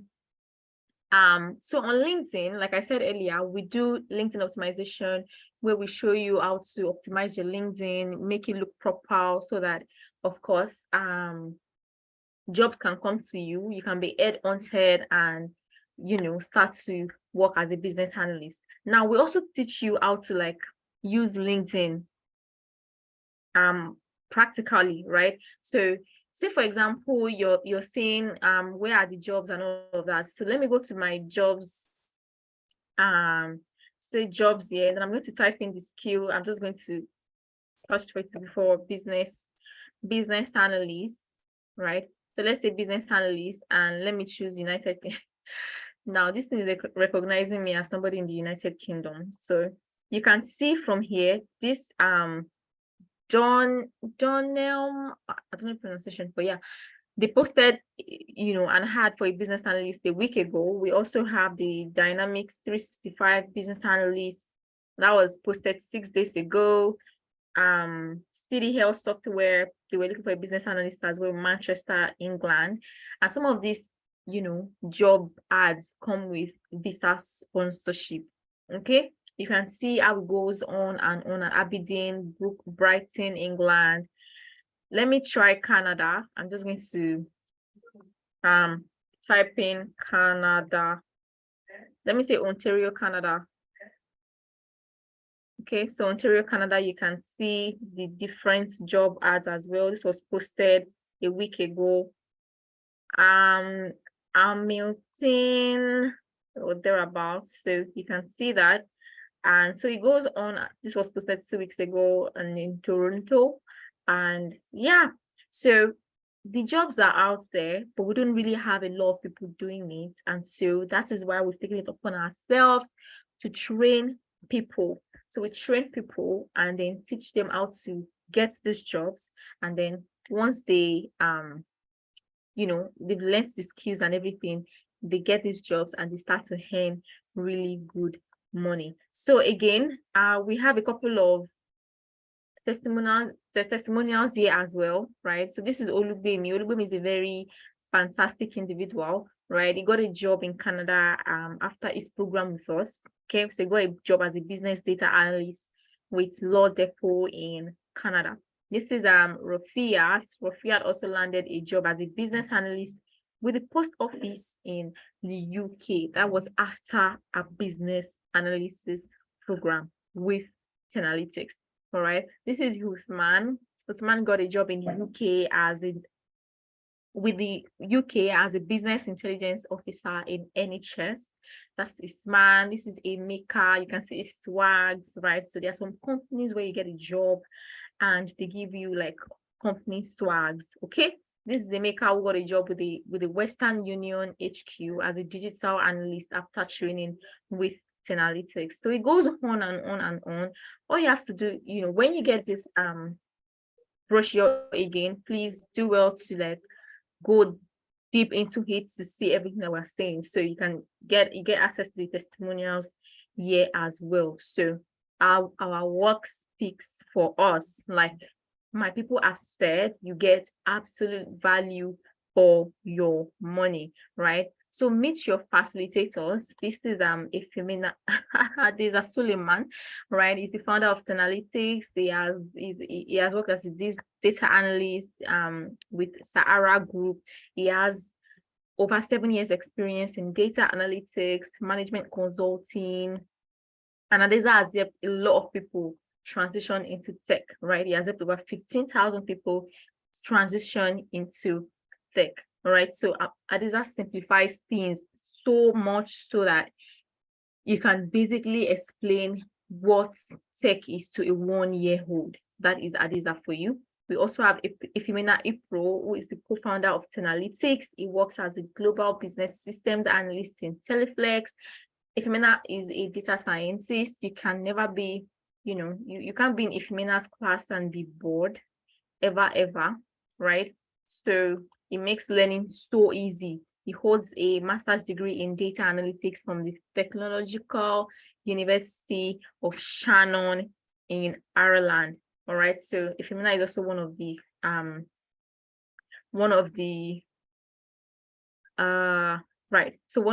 facilitators. Meet Francis. Francis is a very top-notch business analyst, right? So he works as a business analyst with approximately 6 years experience cutting across education and corporate consulting. That is Francis. Francis works as a full-time contractor. So Francis is a boss of his own. He does not want to be under any kind of stuff. So he works as a full-time contractor for Alvarez and Marshall in the UK. He's also one of our very, very fantastic analysts. You know, we also have the likes of Linda as well. Linda that took the session today. We have Nina. We have Oluwaseun, right? So Oluwaseun he used to be a business analyst solutions design for MTN, but now he works in the UK as a business analyst. So these people are not just coming with their knowledge, they're also coming with their experience. You get to learn how did they do it. Okay, so they teach you everything that they know, and then you also get to learn how they are able to get to the position that they are in today. Okay, so they're coming with their experience, they're coming with their knowledge, they're coming with a lot of things that you're going to be learning. All right. So again, we have discounts running, and it's just for the first 20 people, right? So once we have the 20, we move, every other person is paying the original fee. Okay, so you want to ensure that you are doing everything that you can to meet up with the first 20 registrations. Okay, so at this point, if you have any questions, you have anything you would like to ask, please use the raise hand icon or just unmute yourself and I'll call you. Do we have any questions?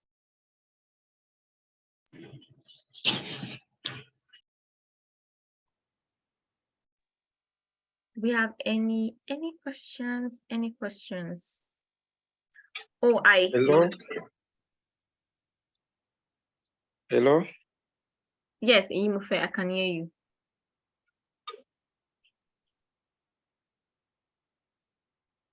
Hello, good evening. Hi, good evening.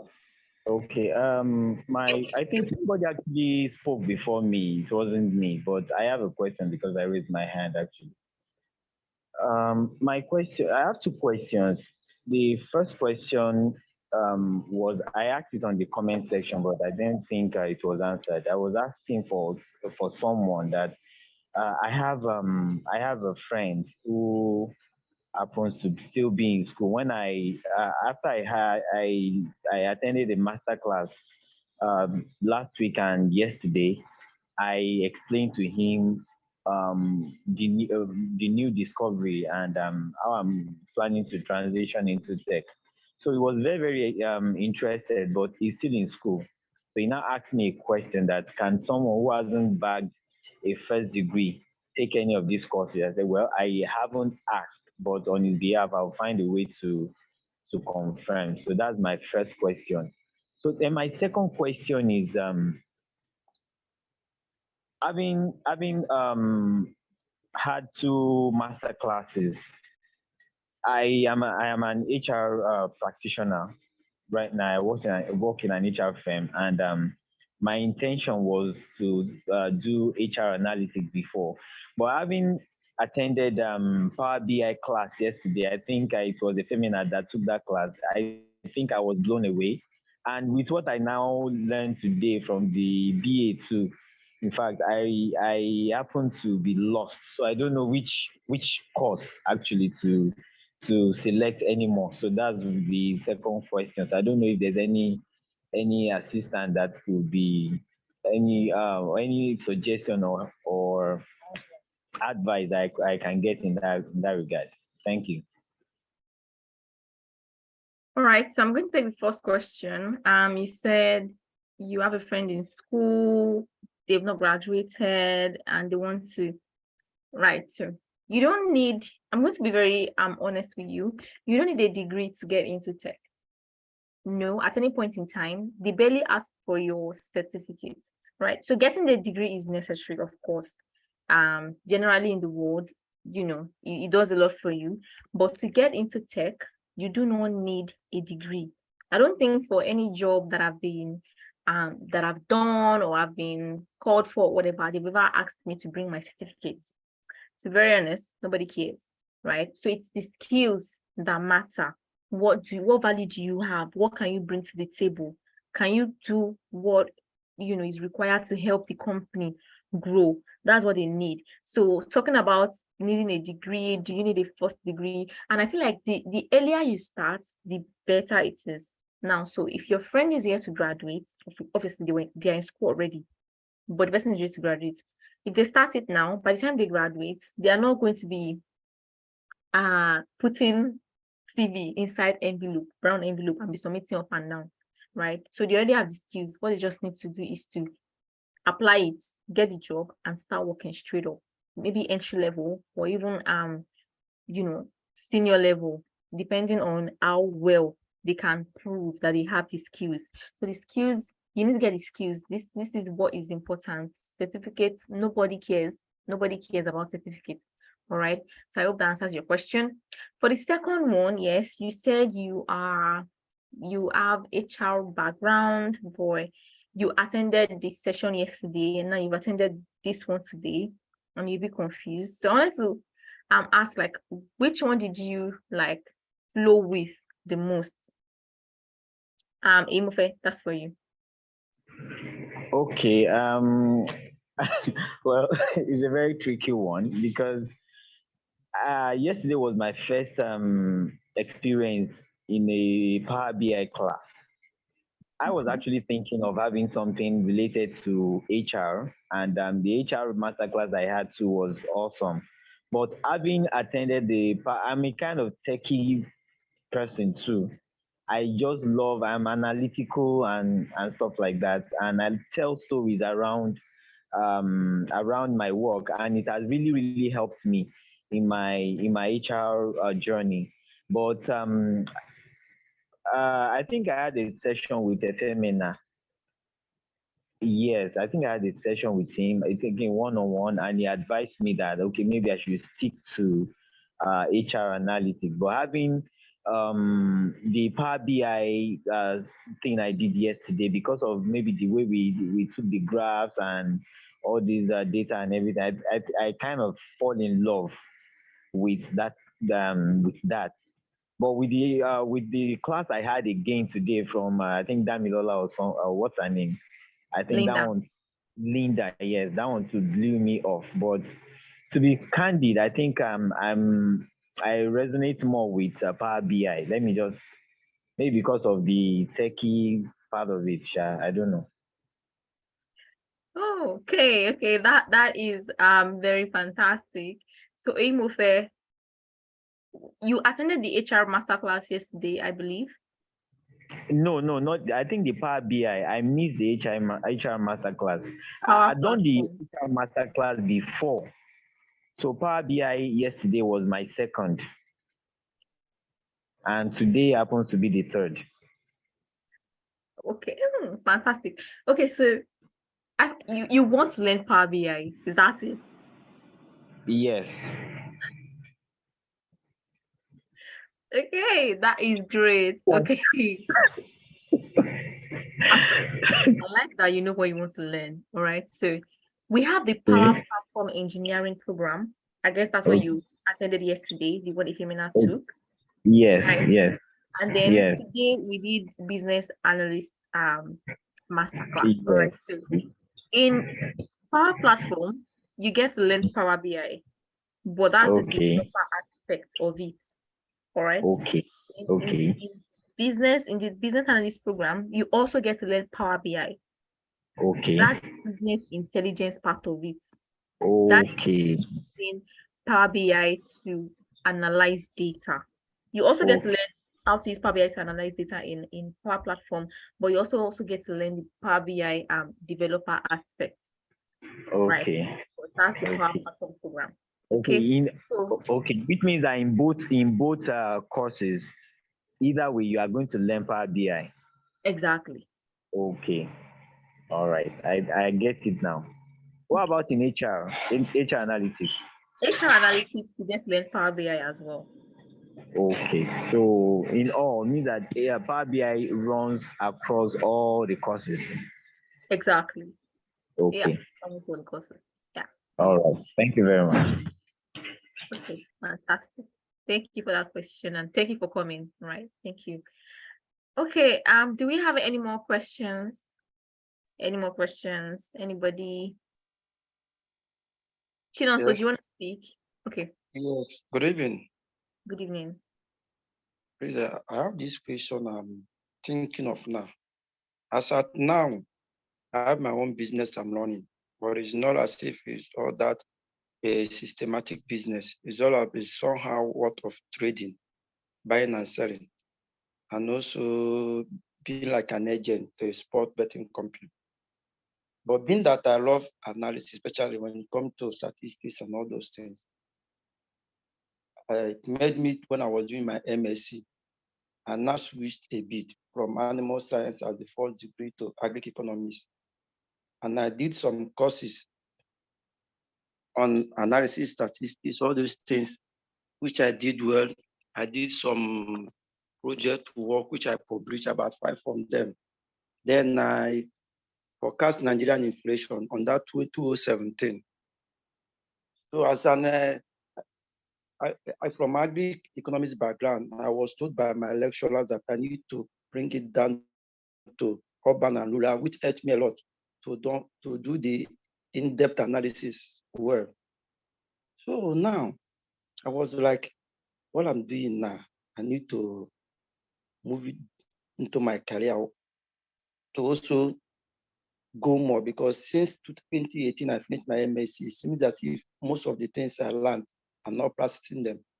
And we know most of these software, even come on Facebook, WhatsApp, do updates. Some things, if you leave them for someone, when you come back, you will find them difficult. So I now come across this 10 analytic and I love it. So now what I'm thinking of, how can I cope and how can I move with it? So see, now I'm a business analyst, because even in my linkage then, 2018, 19, when I updated it with the work I did, I now called myself then an econometrician, data analyst, and business analyst, because out of joy. But I now found out that now I don't know much, and I needed to know it. And I'm making up my mind, thinking now, how will I go deeper and focus on it, not just knowing that's a main knowledge. How can I practice it as well after this program? That's the question now. Hello? We can hear you. We can hear you. Okay, so you're asking how you can. Yes, how can I practice this? How can I have some experience in even my portfolio? Because based on what I am now and where I am, after this course, I may have the opportunity to do it. Will be just the one I don't only run some data on my own, pick up some secondary data, all those things, like the one I do in data analysis. Okay. I'm Chino, so you know what you do for me? Are you on the WhatsApp group? Yes, I'm in the WhatsApp group. Okay, fantastic. So look for me. My name is Damilola on the WhatsApp group. I'm one of the admins, and send me a message so that I can get a full background of, I can get a full picture of your background and we can have a better discussion. Does that work for you? Okay, thank you. All right, fantastic. Okay, so thank you very much for coming, everyone. This is where we'll be stopping for today. So don't forget to register to be one of the first 20, and we'll see you guys. I look forward to seeing you guys in class. So enjoy the rest of your night, and bye, guys. Bye. Thank you. Bye. Thank you for coming. Bye, everyone.